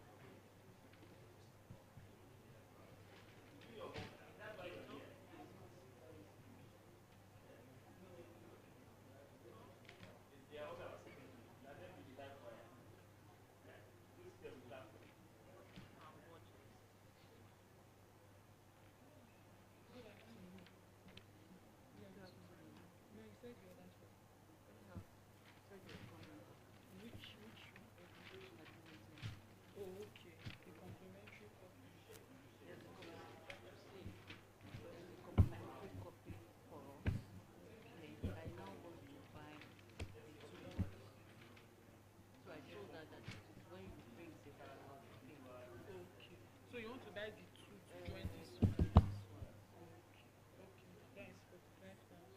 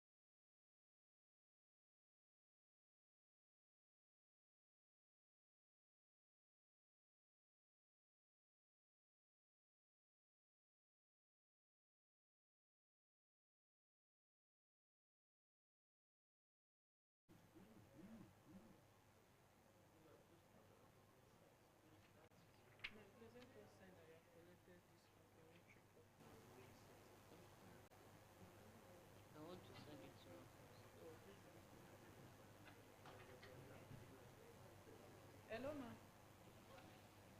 Please confirm if you've gotten the transfer. Yes. No, my dear. This is the one I've just printed. This is my name. No, this one we just said that we refunded you. It's here you will sign. Thank you.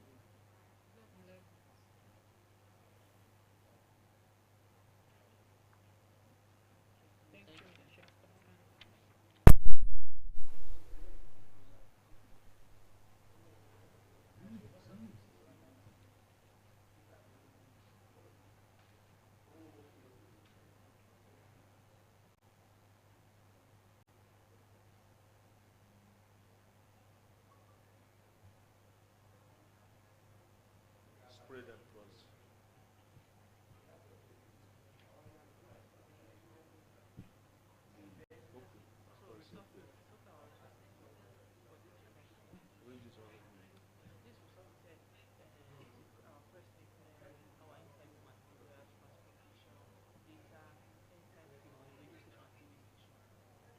That one, usually the transportation. In this one, resources, technically we are going to advocacy materials, policy group.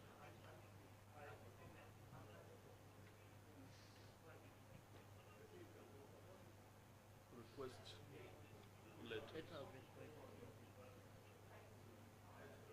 For visit.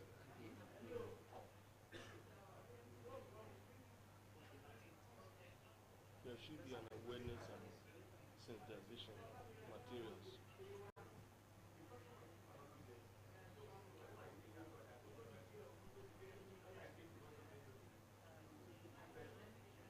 Materials. So put in bracket I.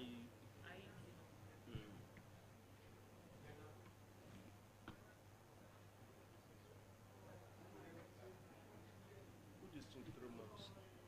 Turn it into 3 months.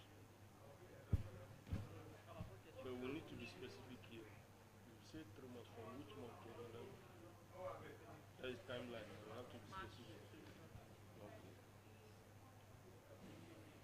Yeah, it's okay.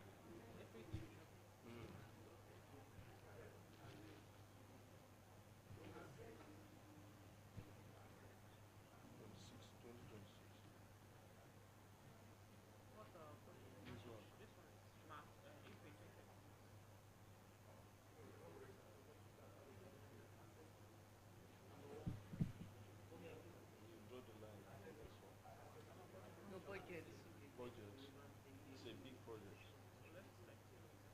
Put 4 million.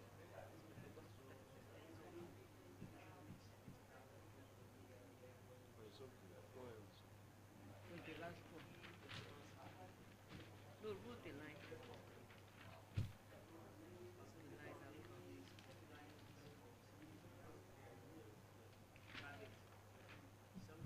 So what is it the last one? Internal. Internal training. Internal capacity strengthening. Internal capacity strengthening.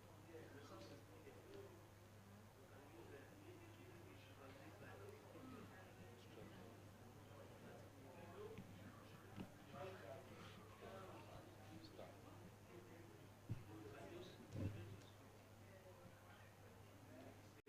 Objectives. To improve.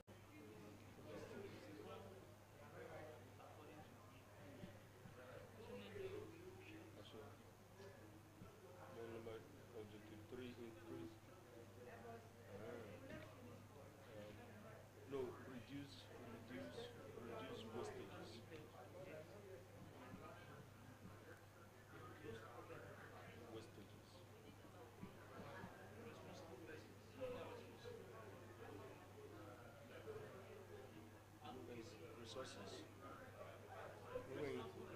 Okay. Technical team. Facilitators. Hired. Anyway, we'll be on the technical team.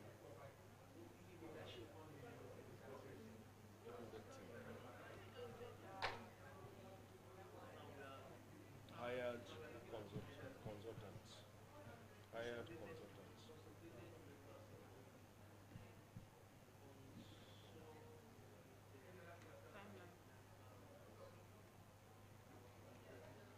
That should be 1 week.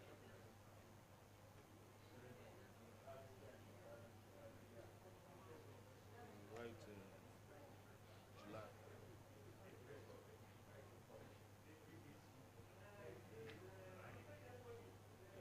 Indicators.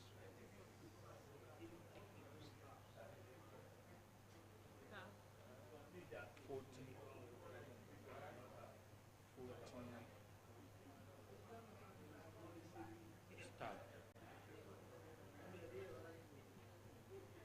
of the organization's trend.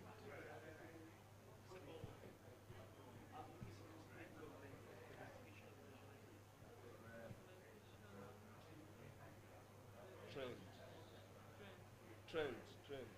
Organizational capacity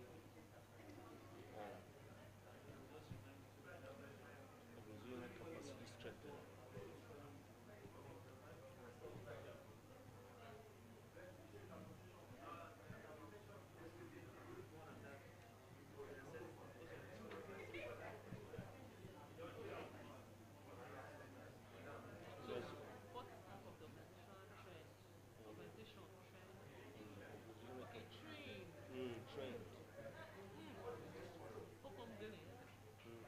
Trend.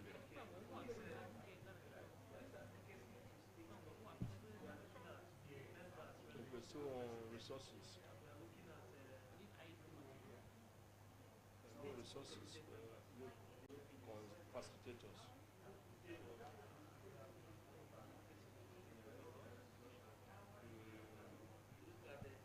I see. Oh, no, resource materials. Resource materials.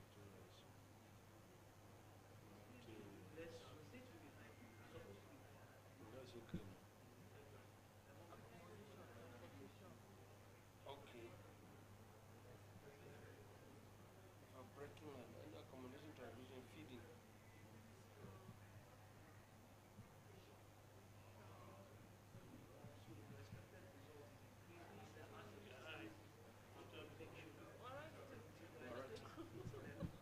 It's a community approach.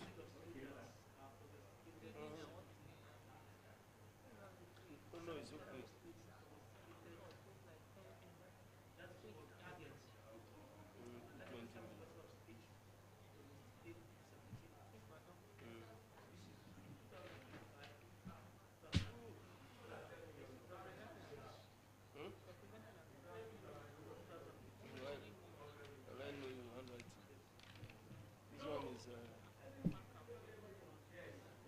Media and radio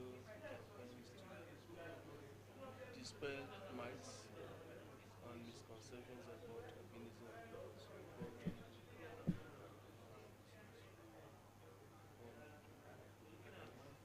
TV, social media,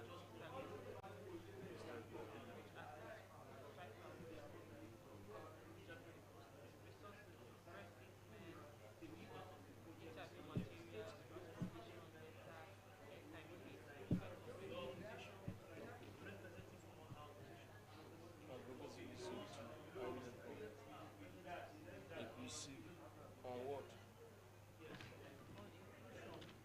Of persons with albinism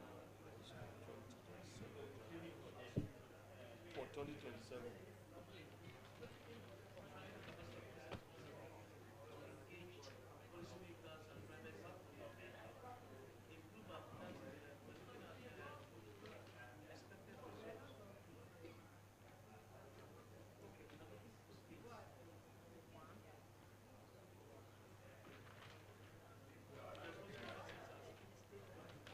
To ensure inclusive participation of persons with albinism to ensure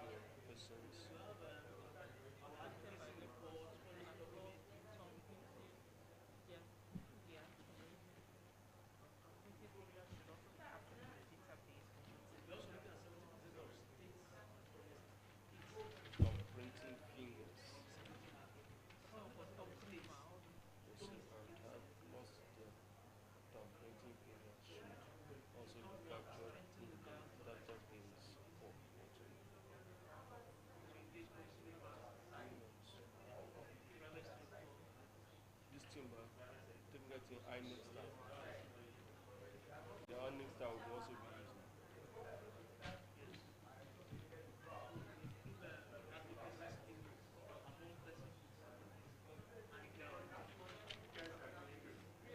We're done. Taking the tree of the iNext things of this.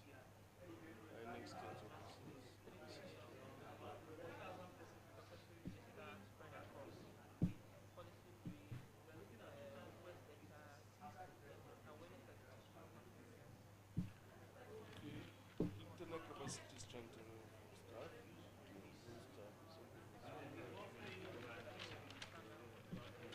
No, what she did. Even yesterday.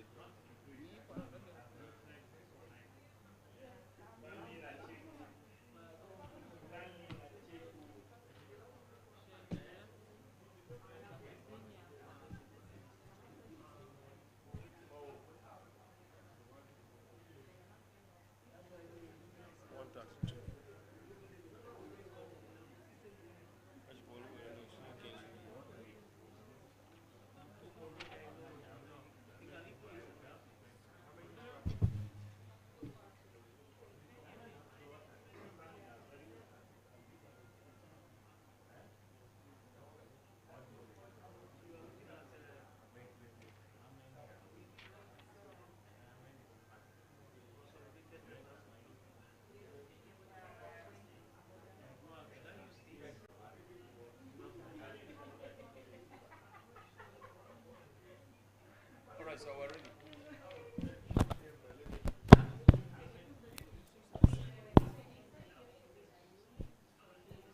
How many groups have concluded their exercise?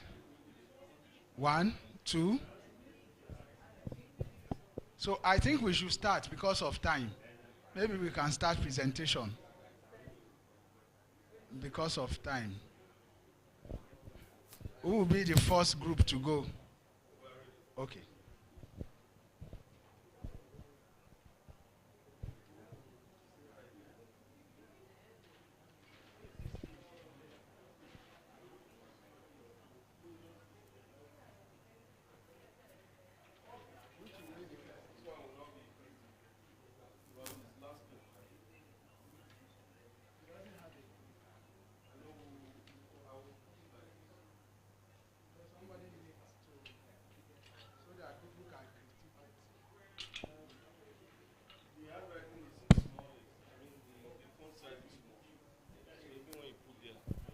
Even myself. All right, attention please. We are members of Table 1, and this is our action plan for OPDs. It's a combination of AN and Adair Nigeria. Huh? Oh,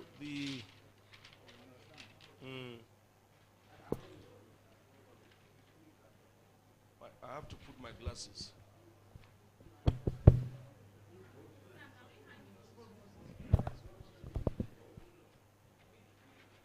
These people.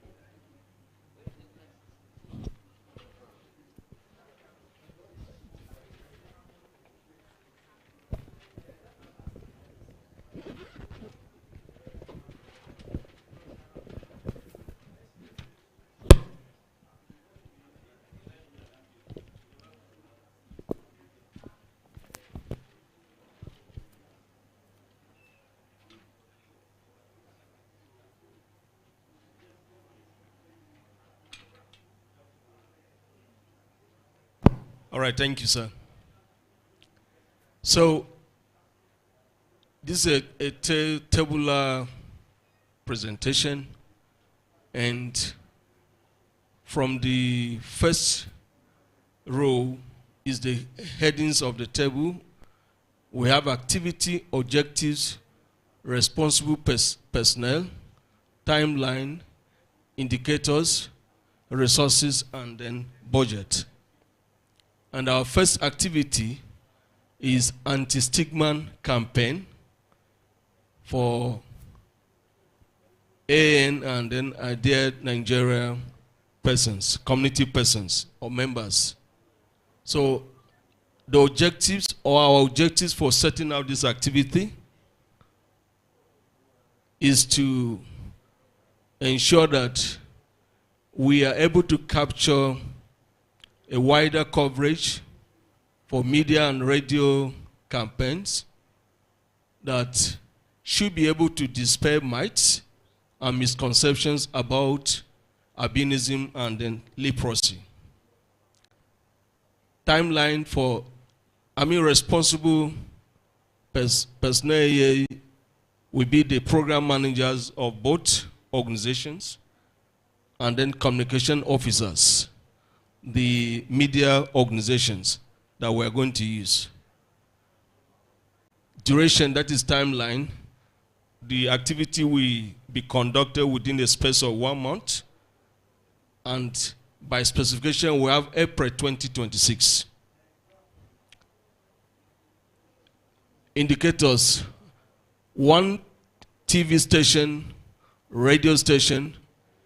We are going to also use social media, Instagrams, and we intend that at the end of this activity, we should be able to reach out to over 5,000 community members, reach out to over 1 million Nigerians who should be sensitized on the issue of discrimination, stigmatization through this activity that we are planning to do.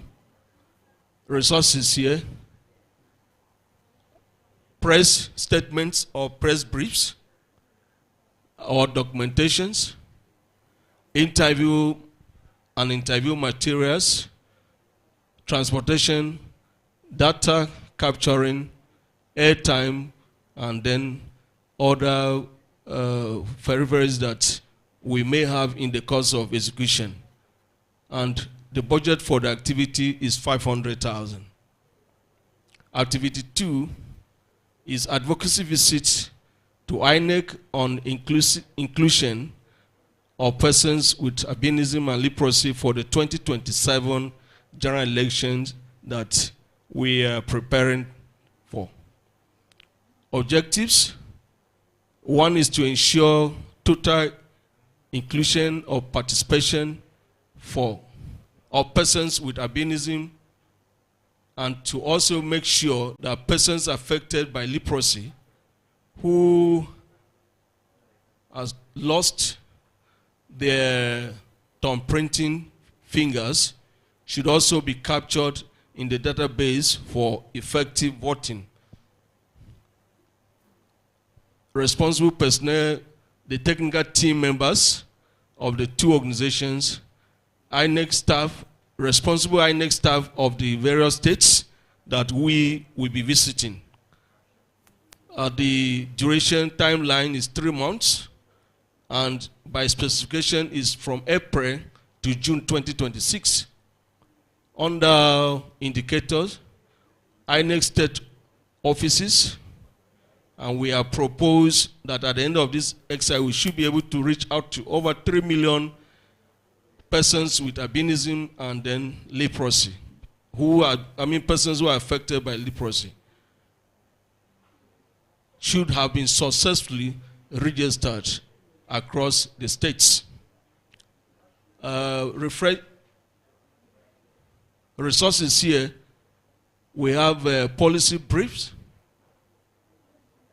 request letters for the visits to each state. We also require IC materials and then other relevant materials that will support our execution. Budget is 4 million.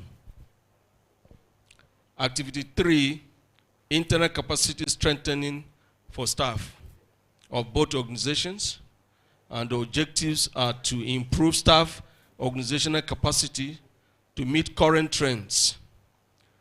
Objective 2 is to improve productivity at a minimum cost, and objective 3 is to reduce wastages during execution, because if staff are properly trained, you also reduce wastages. Under responsible personnel, the technical team, members of both organizations will be used as beneficiaries for the training, and then hired consultants who will serve as facilitators will be engaged. Time duration is just 1 week, and by specification, we intend to execute this activity in the first week of July 2026. In indicators, 40 staff, that is 20 each from the 2 organizations, will be trained on organizational capacity strengthening. Resources here, facilitators, resource materials to be used, accommodation, transportation, feeding, etc. And then we have 20 million naira being budgeted for the activity. Thank you.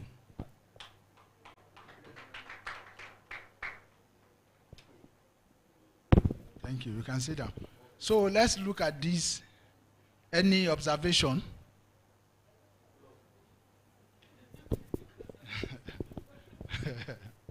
Any observation? Okay, let me ask us, what's our idea of responsible? When we say responsible here, because I saw responsible, what does it mean?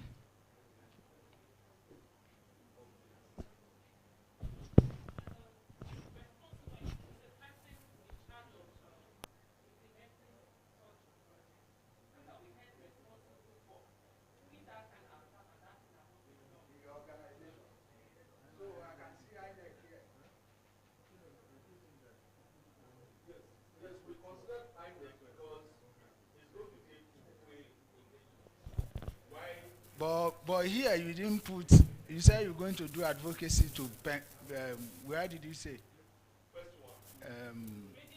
Radio station. But in your, whatever, you didn't put.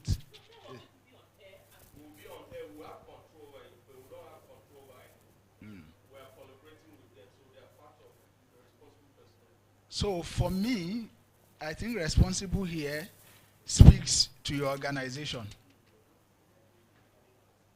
So it's not a business of INEC whether you follow through. You said we are going to send a letter, which is fine. And part of the responsibility of the key person here is to follow up with INEC. You understand? So it's to follow up with INEC. So responsible is meant for somebody from your organization. So, maybe a lead, what is it called? So, like you talk about the technical, even the ATT, advocacy technical team. So maybe the lead, will be held responsible, for that particular thing. I don't know if there's any other observation. What other things do you observe here? Then your indicator here is vague too. Yeah, when you are talking about the anti-stigma campaign, how do you measure this? I think Instagram shows how many people you have been reached with your. No, you are talking about radio station and TV station. Radio station, most of the radio stations, while you're on air, the radio media, Facebook and all. So with that, you see the number of views, people that are viewing. The last time I went for a radio station, while we're presenting, they're also viewing us on Facebook. So after they showed us the number of people that were watching currently as we're presenting it. Yeah, but here I would have preferred something like a transformative change of attitude towards, what is it called, towards PWDs.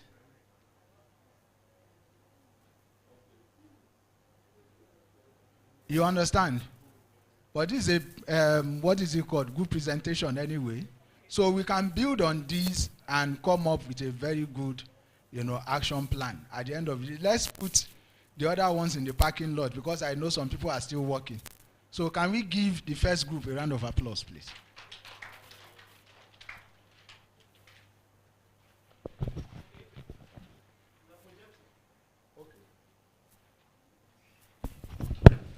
All right, this came out after a very rigorous work. We took us 20 years, almost a lot of, in fact, but it came out actually, finally came out. This is a consolidated this is a consolidated action plan between 3 organizations that came together. Nigeria Association of the Blind, NAB, the Association of Intellectual and Developmental Disabilities of Nigeria, IDIN, and the National Association of Persons with Physical Disability, NAPID. Our activities. 1, the first activity is an advocacy. You know, the key issue here is that the 3 organizations pooled what is our target, that at the end of this project, 70% of MDAs implementing accessibility and inclusion provisions. Then our timeline should be 2026 to 2027 for this. We are looking at a 50 million naira to implement this fully. This is a projected amount. Don't say any other thing. Okay, means of verification. Our MOV attendance sheets, advocacy reports, and photos and policy briefs.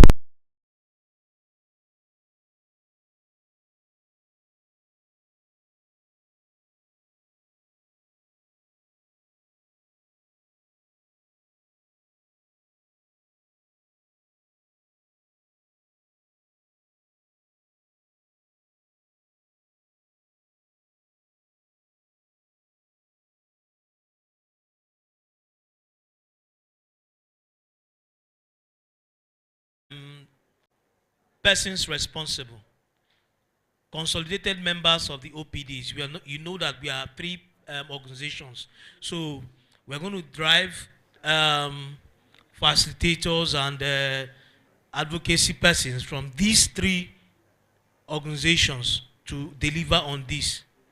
Now we also have the secretariat technical staffs at the front of taking responsibility of this activity. Number 2, advocacy to state government for the domestication of all of the National Disability Act.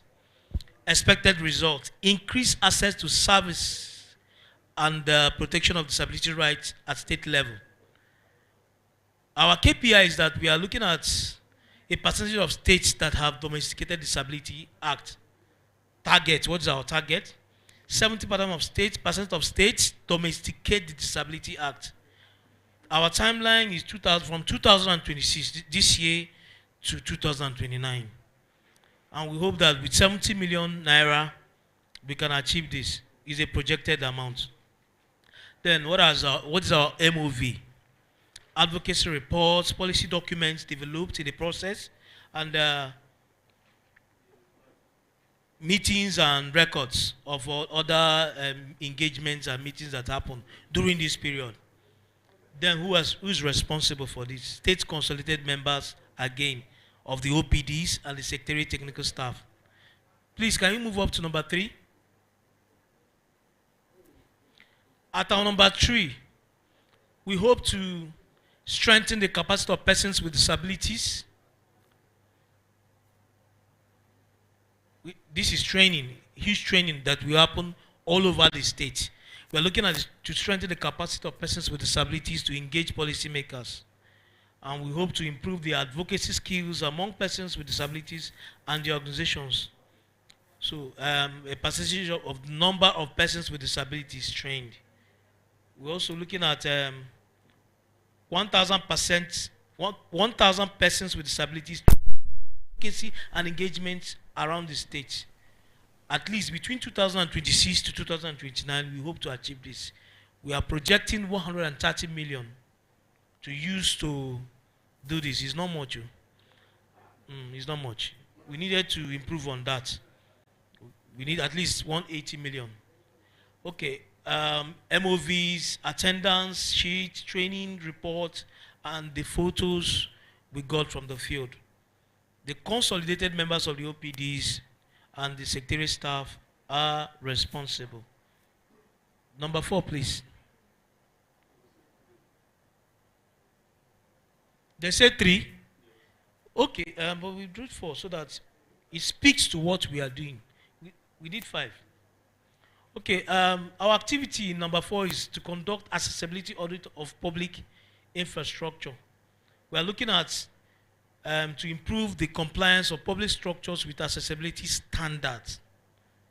What is our listing? Number of public infrastructure and audited confirmed compliance. At least 30% of infrastructures audited and improved by the end of the activities.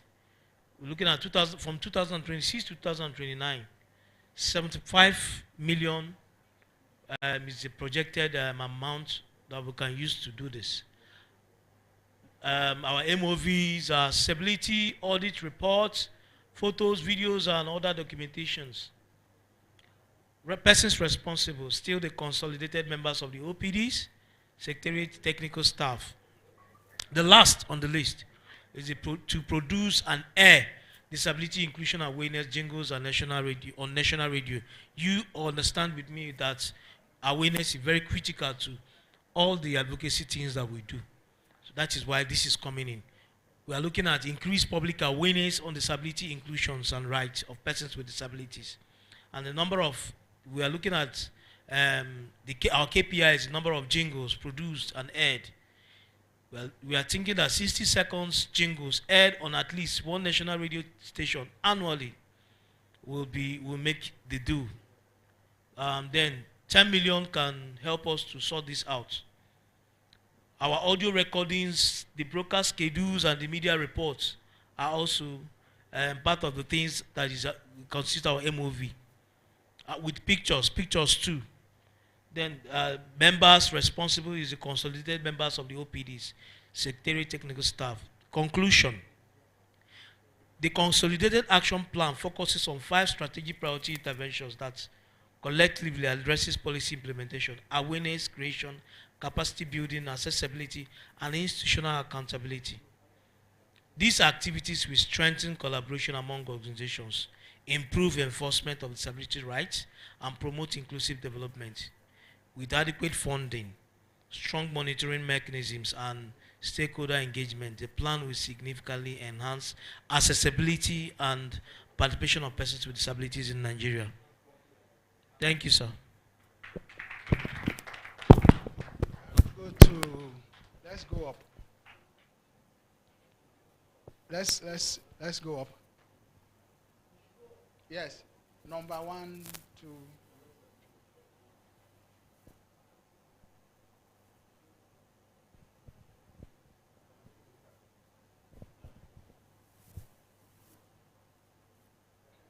Okay, so let's look at this very well. What can we observe from the plan, from their plan?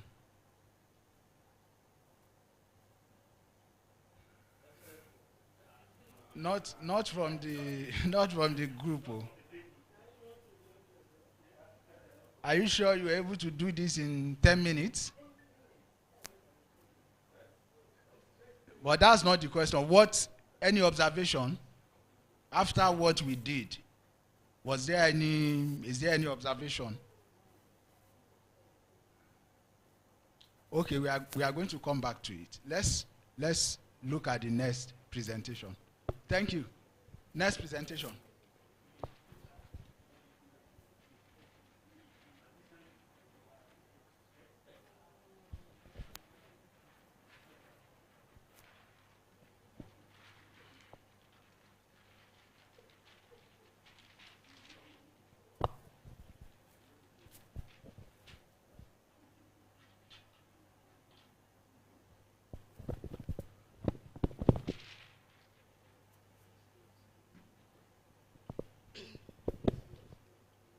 Good afternoon, everyone. My name is Aliyu Mai, Program Director, Nigeria National Association of the Deaf.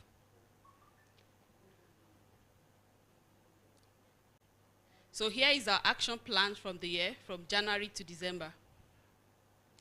We have 4 different activities. The first activity is advocacy for recognition, of Nigerian Sign Language. That's the activity.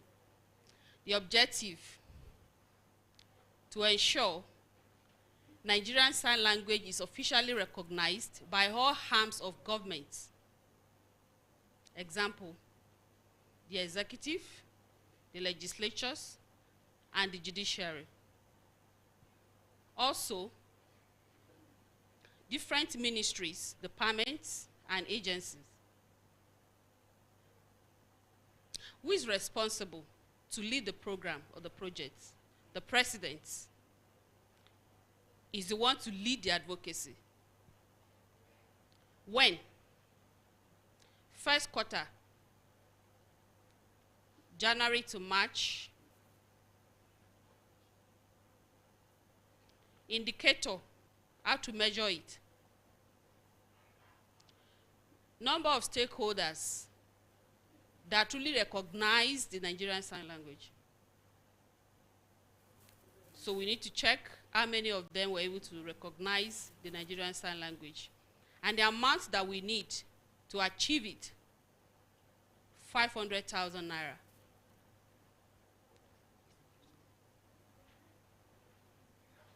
The resources to be used, we need policies to back up our claim. Also, Disability Act 2018, because it made provision so we can use that to hold government responsible. The second activity, organizing capacity building for ourselves.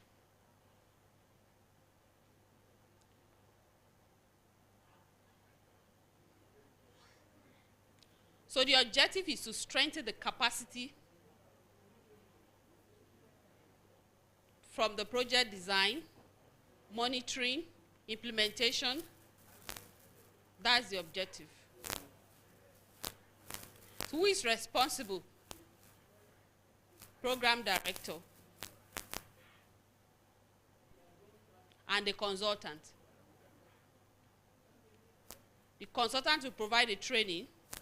Program director will work together with them. So they are the people responsible. When? Quarter 2. Maybe April to June. The indicator, number of staff that got the training, the resources that we need money, that is fund. Also books, pen, that's writing materials. How much is needed? 1.2 million naira. The third activity, to equip the NNAD secretariat. Why do we want to equip it? To provide adequate working tools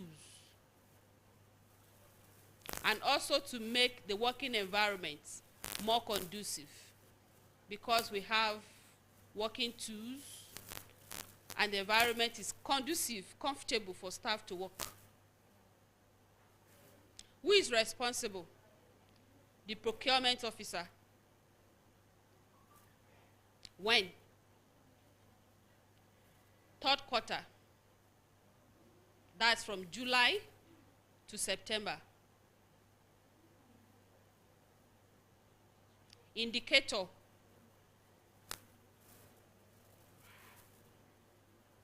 To have the office that is well equipped, to have an office that is well equipped and good working tools. What are the resources that we need? We need money. to buy furnitures, computer, printer, and many other equipment. So how much is needed? 2.5 million naira. The last activity, activity 4, publishing Nigerian Sign Language Dictionary. Why do we need to do that? To promote the wider use of the Nigerian Sign Language nationwide. Who is responsible? The procurement officer. When will the activity take place? The last quarter of the year, from October to December.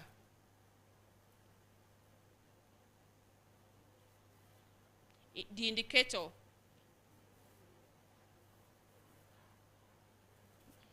number of Nigerian Sign Language Dictionary produced.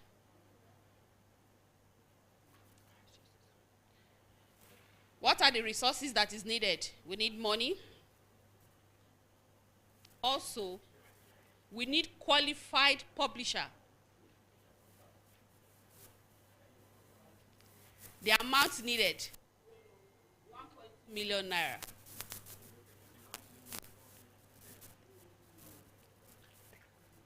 Thank you very much. I will please give them a round of applause. It's a solo move anyway. He's the only one in the group, and he came.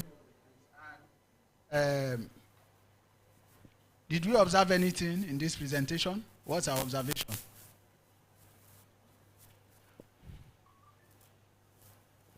Anybody that wants to speak to this? Okay, so what I want to say is that when you look at the timeline, you say? Yes, it has. So they take a step forward to include resources. I think it's in the other presentation too. So to include resources. So which is fine. So next presentation, then we have a general conversation.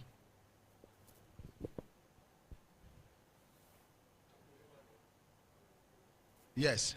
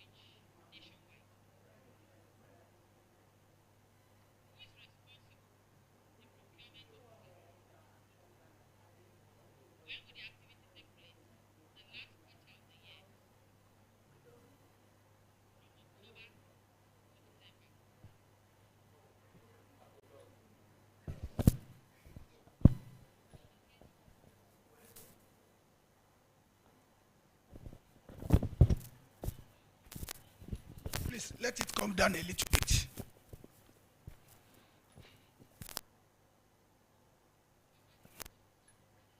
Good afternoon, ladies and gentlemen. My names are Apostle Ojo Mbamidele. Here to present the action plan for the OPDS SCAN, that is Spinal Cord Injury Association of Nigeria. SBHAN is an acronym. I don't know the full meaning. Please permit me. And the third association is the Dwarfs Association of Nigeria. The title, Implementation of Inclusive Education Policy in Lagos State. Our objective, access to education for learners with disability. We want the learners, children with disability, to have qualitative education. Our general timeline is scheduled for 2 years. The activities, firstly, we are going to have stakeholders meeting. We are going to engage people within this community, these 3 associations, the communities, and the timeline for that is 1 week. When we look at the personnel responsible for these activities, the program officers, the resources needed, we need 2 million naira to carry out the activities. Under the monitoring and evaluation, commitment made by the stakeholders, they are going to commit themselves to make sure the activities are being realized. Under that, having said that, another activities we are going to have a press conference. We are going to engage all the stakeholders as well for a press conference, and the timeline as well is a week. Who are the team responsible? The personnel is going to be combined by the project team or the technical team. How much will it cost us? The resources. There are many resources officers, human resources, and at the same time, every program, every activities lies on money. It's going to cost us 1 million naira. We are having the monitoring. We have to monitor and to evaluate as well. We are going to, under that, we have media houses publish our stories to know whether the media houses we engage carry out the responsibilities. Under another activities, we are going to have improve accessibility of school infrastructure for students with disabilities. On this, the activities we are going to engage the stakeholders, the students, the personnel to make sure the infrastructures, the buildings, because these children, the learners, they don't have good accessibility to the school. And this week, the timeline is within 2 years. Personnel responsible for this is the technical team. What will it cost us? Resources needed to actualize these activities is 2.5 million naira. Under the monitoring and evaluation, we are going to, how many schools have been remodeled? Yes, we are going to carry out our research, the survey. After how many schools have been rehabilitated? Let it move up, please. Yes, another activity is improved transportation accessibility for students. Yes, under the activity is that to make sure the vulnerable students with disability have the opportunity to attend schools through the means of transportation. We are going to engage, we are going to seek for help for people to make sure they donate vehicles to convey the students to their various schools. And this, within the timeline frame, is 2 years. Who are responsible for this project? We are going to engage the technical or project team. How much will it cost us? The resources required in terms of financial aspect, we are going to commit 1.5 million naira. And the monitoring and evaluation as well, how many buses have been provided. We make sure to realize that the buses required to convince these students are intact. Thank you very much. That is for that for now. Very first, okay, fine. So this is the last presentation. So we're going to have a general conversation around all the presentation, and we are going to start from this. So when you look at this, there are so many things that are lacking here. Yes, they have a general objective, what they call objective or overarching objective. But in this matrix, they're supposed to create a column for objective in such a way that they disarticulate, objectives of the activities. You understand? This is, when you look at the objective, find access to education for learners with disability. So, and these are the activities that we are going to do, to ensure the overarching objective that you do here. So when you say stakeholder meetings, what exactly are you trying to achieve? Then when you look at the way you even catch your activity here, stakeholder meeting, to who? You understand? These are the things that matters. Because oftentimes we say we write proposals and the proposal did not win any grant. So these are part of the things that you even look out for.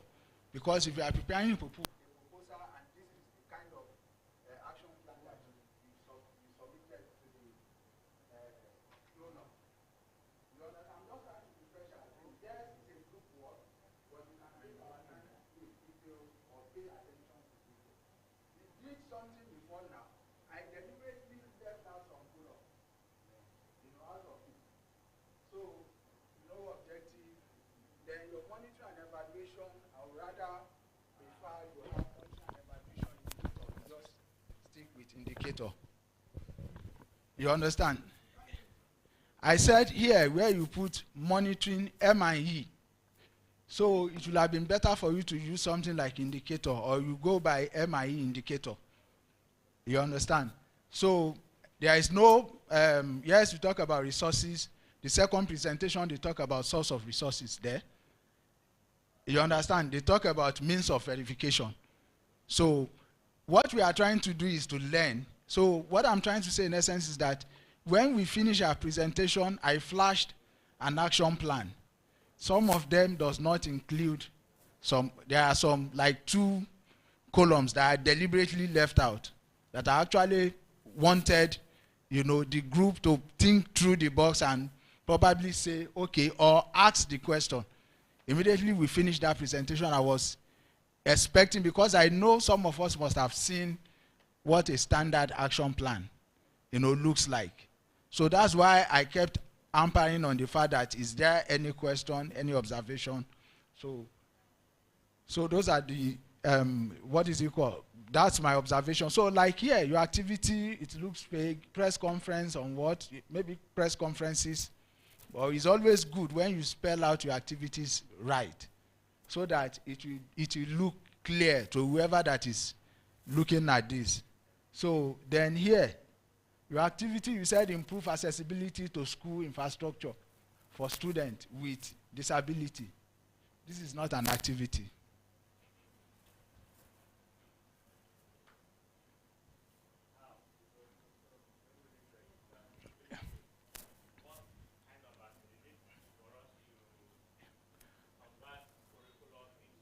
Yeah.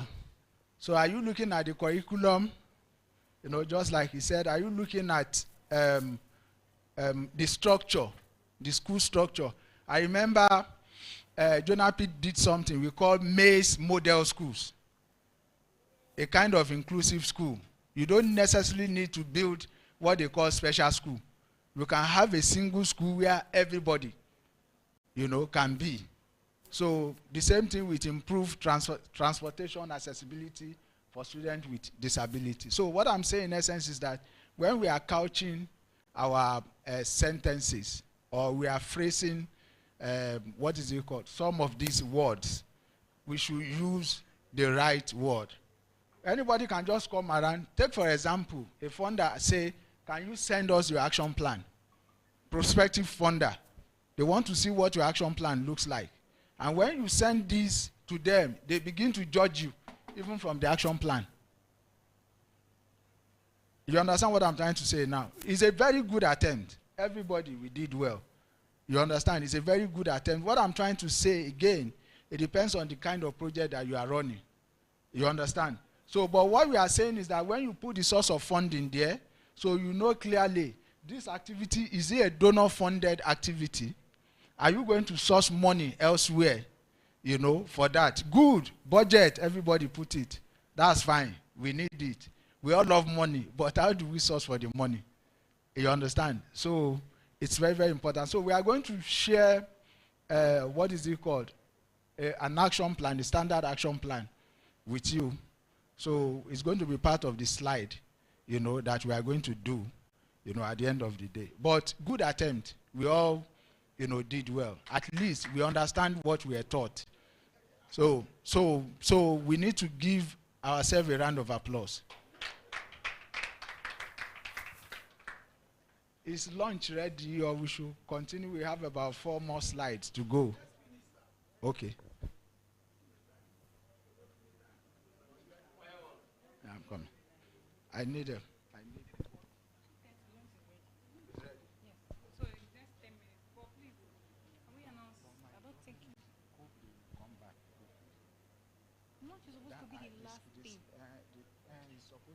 Okay, I can just include it in the.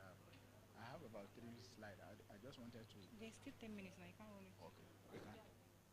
Are we there?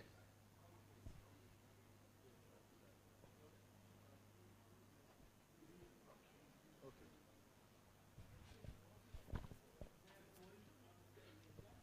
So this is the last one. This is like ice on the cake. So developing a tailored fundraising plan. So if you want to do a fundraising plan, there are key steps that are involved. And I itemize them. You need to assess your past fundraising performance to identify your strength, you know, your challenges as well as opportunities. So then again, you need to define a smart fundraising goal. Just like what we are talking about the other time. So your fundraising goal, I was supposed to share this with you yesterday, but ED actually wanted us to put it today as an ice on the, what is it called, on the cake. Then you need to identify fundraising method. You don't just say you want to, you know, embark on fundraising. There are so many ways you can fundraise. There are so many ways you can mobilize fund to your organization.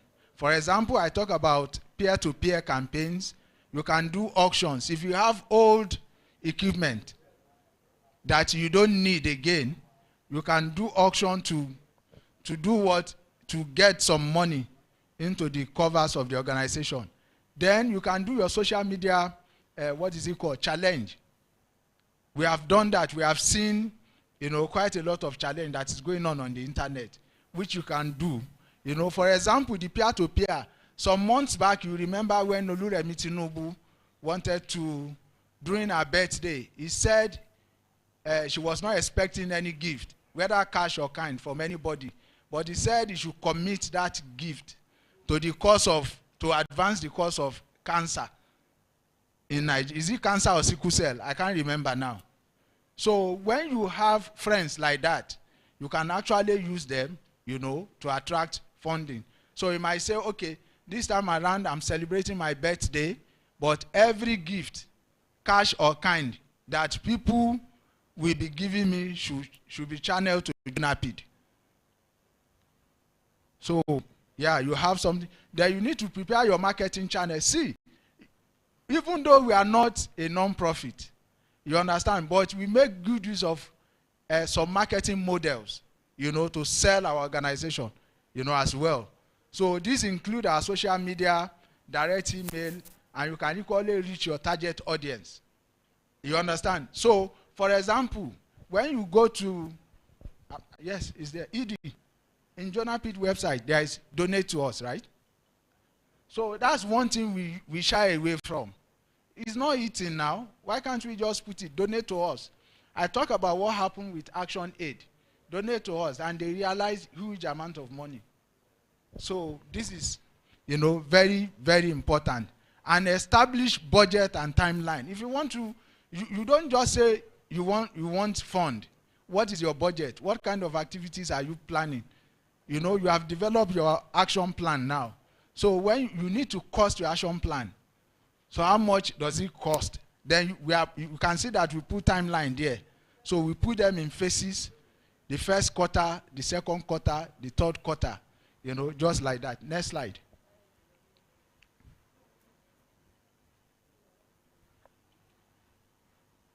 So key components of funds raising. So now what we are trying to do here is that we want to help you develop a fundraising plan so that you can adapt and use for your organizations. So, but how does a fundraising plan look like? A good fundraising plan must have goals or a goal. So what is your goal? You need to clearly spell it out. So maybe your goal is to raise funds for your organization. Another goal is to retain, what is it called? Donor retention rate. You understand? Then again, you can talk about, what is it called? You can talk about activities. So your fundraising plan must have, you know, activities. You need to itemize, you know, your activities. What are the activities that you want to use your funding for, you know, at the end of the day? So then how do you, you know, get them? Some of them, your activities might be fundraising events, it might be grant proposal, it might be individual giving. There are individuals, even some of them are anonymous. They are ready to support your cause, and they will say, we are giving you so amount of money, but please don't even announce to the public. So this is very important. We have talked about budget. You know, you need to have an estimated budget, you know, towards that. Then the segmentation. You need to identify, you know, your donor groups. You know, there are major donor groups or traditional, what we call traditional funders. You know, and there are donors who have labs, what we call labs donor. They are supporting your cause before, but all of a sudden, they just disappear. You know, you don't see them again, or they are not, you know, putting anything to your, what is it called, to your cause. So then you need to develop a metric. The whole essence of the metric is to track progress and measure success, you know, at the end of the day. So all these things, as you have developed it, you need to track them. Is our objective still, you know, on course? You know, then the activities that you said we are going to use to fundraise, is that the activities that we stick to? Is there any need for us to re-strategize? Then the budgeting, you know, as well. You keep look at your budget to see whether you are in course or not. Then you need to identify the classes of donor, you know, that you are going to attract, you know, funding from. Then the metrics, you know, is to track progress and measure success. Next slide. So you can see this. This is an example, a simple example of a fundraising plan. So you can see objective keep, you know, coming out of what we are doing. So what is the essence of, you know, here we are talking about the activities, peer-to-peer campaign. This is how we want to raise our money. So what is the whole essence of that activity? To increase, you know, our funding base. So then who is responsible? Resource mobilization officer. What is the time like? We are looking at Q1. What is your budget, you know, for this? Yes, we want to do it, But again, you need to spend some money to achieve this. So your target is what? 5 million naira, at the end of the day. Then when you look at, you want to expand your donor base as well. Just like we talk about the fact that you need to.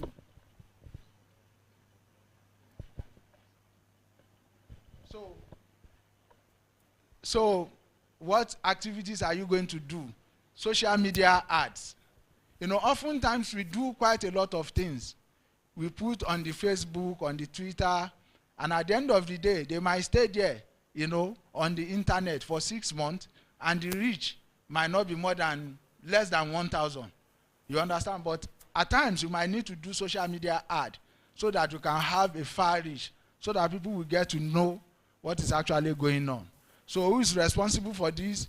Your resource mobilization officer, your IT lead, then that's in quarter 2, the budget, you understand? Then what is our target? How much are we looking at?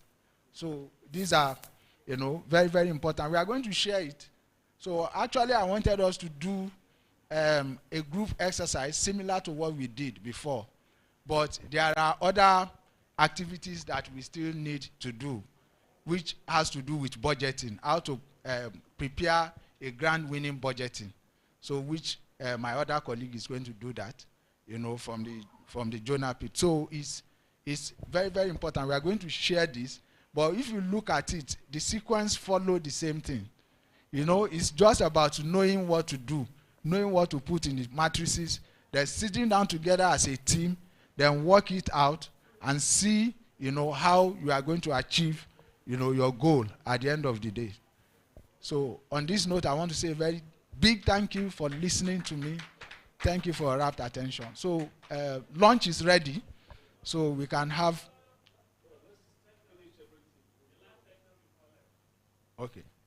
Okay. Fine.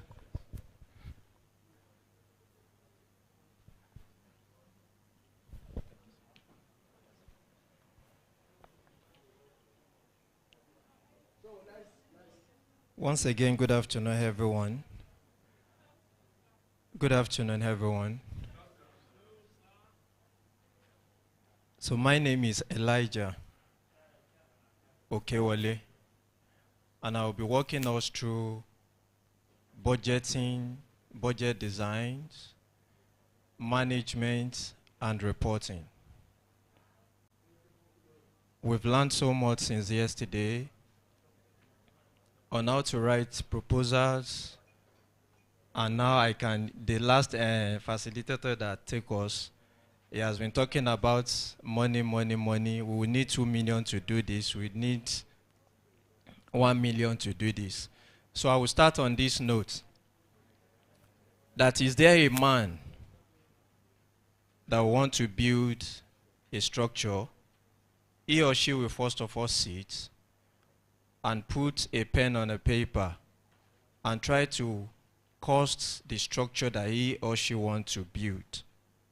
For instance, if I want to erect a single room compared to erecting a duplex, I need to try and count the cost and now see where is my income coming from. So I will be able to match my expenditure with my income. But in development space, I won't be emphasizing much on the income aspect, because we budget based on what the donor wants to release onto us.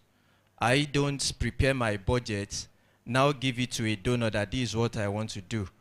At least we've already know there will be a threshold that this is what a donor is willing to release for us. So our budget is a function of the amount that will be released to us, either in milestones or in full. The next slide. So why is budgeting so important? And why is management and reporting so important? So the first one is it helps in creating a structure plan and roadmap. I have some certain programs that I need to run. And out of these many programs that I need to run, there is there is need for me to prepare for 20 participants. There is need for me to know where are they coming from. Did I need to fly them in? Did they reside in my locations? Then I need to prepare for their accommodations. Then while preparing for this, I need to be very, very conscious of inflations in the economy. If I have to prepare a budget that will be approved for 2027, and I need to prepare it now, as at 1 week ago, the price of PMS is around 860 naira. As at this morning, it's around 1,330.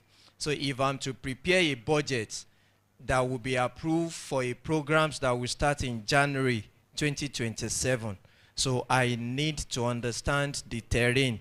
So that is why budgeting is so necessary in this development space. Then the second one is monitoring actual expenditures with the budget. Monitoring the actual expenditure with the budget. What is the actual expenditure? For me moving around Abuja within Wuse Zone 1 to Area 1, maybe there is a flat rate of 100 naira, and that is the budget. But the day I now decided to move, I was told that the transport fare is 150, which is the actual. So the budget will help us to strike a balance between the amount budgeted on a specific budget line of activities and the actual amount that is being spent. So this one will take us to reporting on a financial health. That is, what have I spent over the years? What I've spent on this particular project? Can it match the set budget that has been approved by the donor? The next slide. So budget design. What's the main importance of we budgeting? How to design the budget. For us to come to this stage, we must have put in our proposals in place. It must have captured every aspect of the programs that we want to render. And the first thing is we need to define the scope and the tasks. Break down the projects to ensure that all activities are accounted for. If I need to run a program, let's for instance an inception meeting, I need to look at it that what are the likely costs that I will incur on it. So I need to write everything out from transport, if I will be needing all, tea break, lunch, facilitators fee. So I need to think of every necessary cost liners that will be incurred in the cost of the programs. And then the second thing is I need to calculate the relevant costs attributable to the activity. The cost of accommodation in Hotel 1 is different from cost implication from Hotel 2. So I need to try to do a market survey. There are some times that we base our cost estimations on past judgments, on past relationship with a vendor. But on this note, with what we've seen over the years, anytime that we need to prepare budget, it is good of us to reach out to all our vendors, depending on the procurement process in place in our respective organizations, so that we'll be able to get the actual market price. Then we use it to budget. And when we are budgeting, when they give us the actual market price, we should be able to factor in tax, the withholding tax that will be deducted on it, and then the value added tax that will be added to the service. Because if I'm to supply table water for you, I will only give you the unit price. It is when I'm giving you invoice, you will see the value added tax that will be added to it. So with that one, when you see with your budget, the actual will be a bit more than your budget. So the last one is the method of budget. Which method did we intend to apply? We have three types. That's incremental, activity-based, and zero-based. For us in development space, I strictly advise that we make use of activity-based. Activity-based in the sense that depending on the activity I'm having is how I will have to get costs for all the activities liner. The next slide. The next slide, so that we can move fast. Okay, budgeting, reporting. So I've explained this one earlier on, that while reporting, the only thing that your donor want to see, they do not want to see the approved budget with the actual expenditure. Then there will be another column for variance. The next slide, sir. There will be another column for variance. That is, this is the amount budgeted, the actual amount you've spent, then did you spend more than the budget, or we spend less than the budget. The next slide. This is a budget template, but it's looking very tiny. Is there a way we can increase it, sir, if possible? This is just a budget template. The first one is serial number. The second column is for expenditure. The next one is notes. Okay, thank you. The next one, notes. We have units. We have X of units, unit rates, and total. Come back to the first one, sir. So now this just is draft budget template for a one-day project inception meeting. So like I said the other time, that we need to get our cost-related items right. And here now, what did I need for a project inception meeting? I will need to budget for tea break, lunch, the hall, flight, airport taxi, road transport for participants that will be coming by road, intracity transport, meeting materials. So from here, how many participants did I need to cater for? So in this template, I want to cater for 60 persons.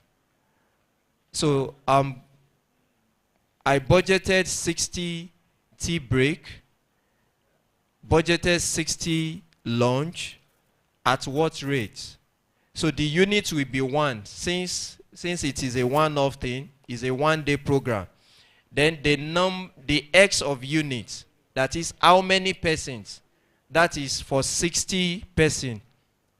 Yes, sir, let's move the slide, please. Okay. Down a little bit, sir. No, let it go up. Let it go up. Okay, thank you. So the unit rate for one person will be for 3,500. So the total tea break is 210,000 naira. So at a glance. Then I now make provision for USD rates. That is, if the donor wants me to prepare the budget in US dollars equivalent. So I make use of an equivalent rate of 1,003 per dollar. So 1,003 per dollar divided by the total amount of 210,000 will give me the dollar equivalent. Sir, can you move the slide to the other side? Thank you. So the total USD for 210,000 is $161.54. So this is just a sketch template of how budget looks like. So on each budget liner, we should be able to make it simple for the donor to understand what we intend to do. Like now, I'm taking a sign language interpreter. I have to put it there. Then for how many days? 1 day. How many SLI am I inviting us? If it is 2, if it is 3, then I multiply it to get the total for the budget liner. So can you come to the other side, please? Under the descriptions. Under the expenditure, thank you. So under the meeting materials, what are the meeting materials? That's IEC material. What are the meeting materials or IEC materials that will be needed? We should be able to highlight them one after the other, like notepad, pen, file bag, banner, marker, flip charts, and go. So then we make provisions for accommodations, and we make provisions for per diem. But this is just a draft of how a budget template looks like. But if you are preparing your own, it has to be based on the activities you want to do. But majorly, you will have all these items there. The next slide.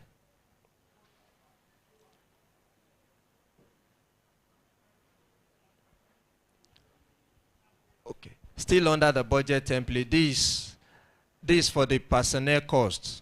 How to budget for the personnel costs. So on this particular project that I'm using as a dummy, I have a project manager, an M&E officer, finance officer at 50%, communication officer at 100%. So the cost base, the basis of the cost is the project manager earns 350,000. And the project duration is just for 3 months. So if the project manager earns 350,000, then the questions will now come is for what will be the time, what will be the time that the project manager will work on that particular program.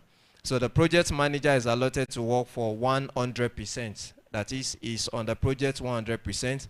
But if you look at the finance and the M&E, they are working, their hours of work is 50%. So we need to take cognizance of it.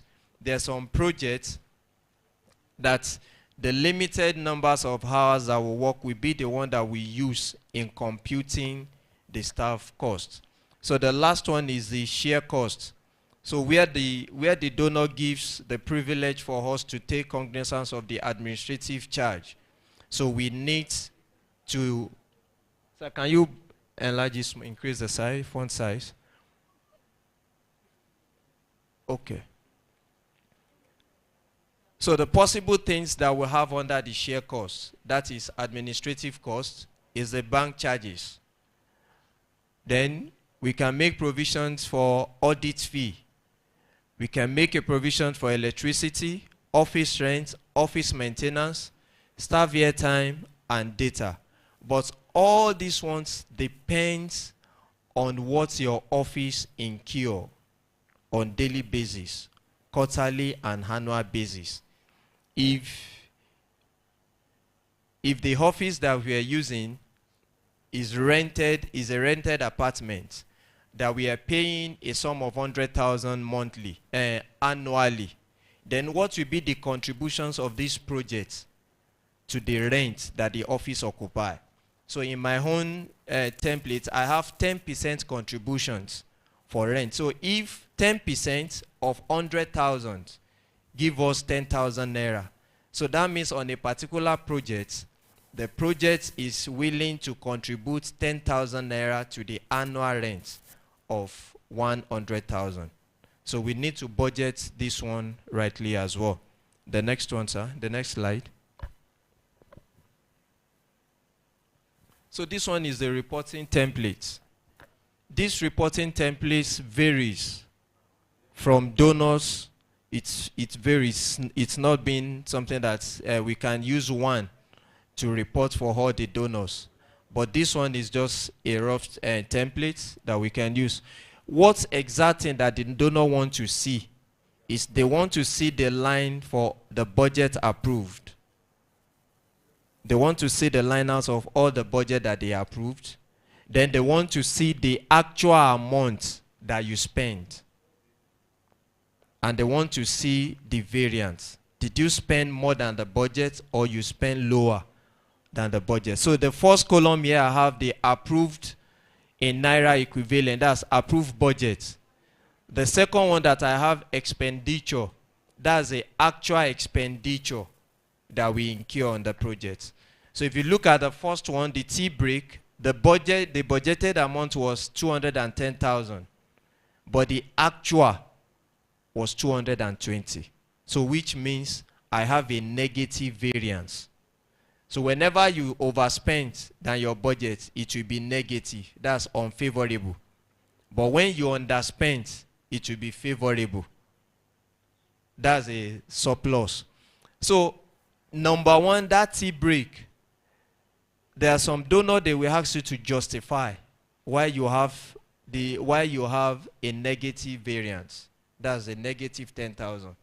So who can give me a likely reasons why we budgeted 210,000 for tea break, and at the end of the day, the actual amount that was spent was 220?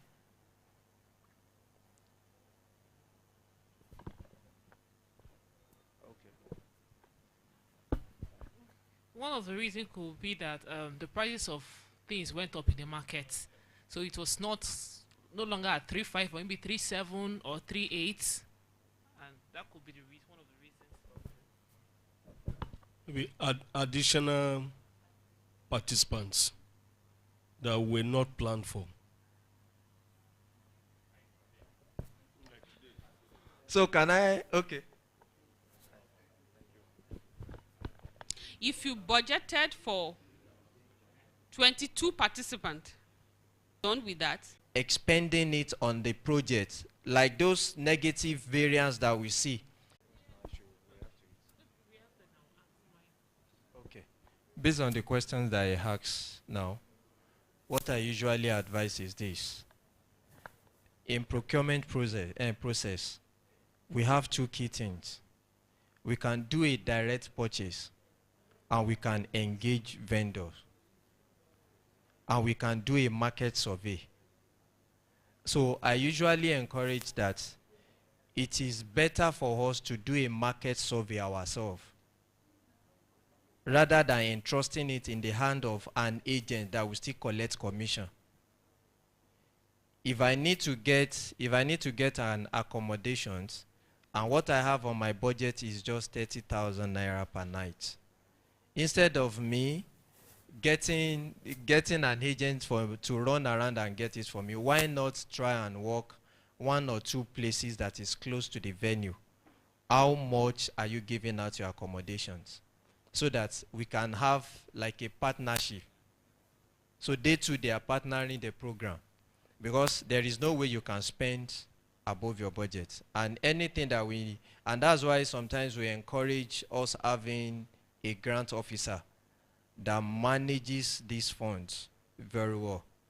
Although it might not be easy, but I will encourage we have a grant officer or a finance person that can manage the grant, that would be able to say, okay, no, we are hitting much of the money, except if inflation sets in, so they will know what to do. If it is to give us a go ahead that, okay, continue with your program. So the last program that we have, if they will have to give additional funds, then it will be with them to take the decisions. Yes, ma'am. My question is about if a donor tells you outrightly that they are not paying your staff, how do you do about that? Thank you so much. Most times these questions that you ask, I as a finance person, I will not be there. But I trust my program and manager officer that will be there. They will never sign that contract. That if I'm not going to pay my staff out of it, then how will the program runs? So definitely they are not giving us the program. So that we should get it right. Do you understand? Some of them could say, okay, this is not, in a sense, something that should be salariable. Now, there's some manager of the secretariat, you must make sure that some of that cost goes into salary. Do you understand? So you cannot have, oh, there's no salary and there's no administration. That's impossible. And you can begin to now unpack what goes into your salary, what goes into this and that and that.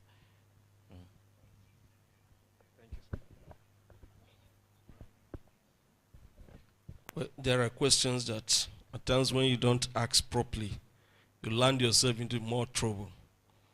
JONAPWD, please pardon me. Sir, please, is it possible or is it a deal that a donor, after giving you a grant, we willingly decide to add an activity for you? But I'm trying to see that it's possible here. Let's look at it typically. We had a proposed grant from JONAPWD to conduct an advocacy visit, 10 advocacy visits, and it has been bid. And then later on, we have been directed to conduct a step-down training for 1,000 persons without definition of financial engagement. And they're on our neck to try and finish this up. And it's a challenge for us actually doing it effectively. So I was just asking myself, what is the possibility of saying no? And then what is the possibility of saying yes?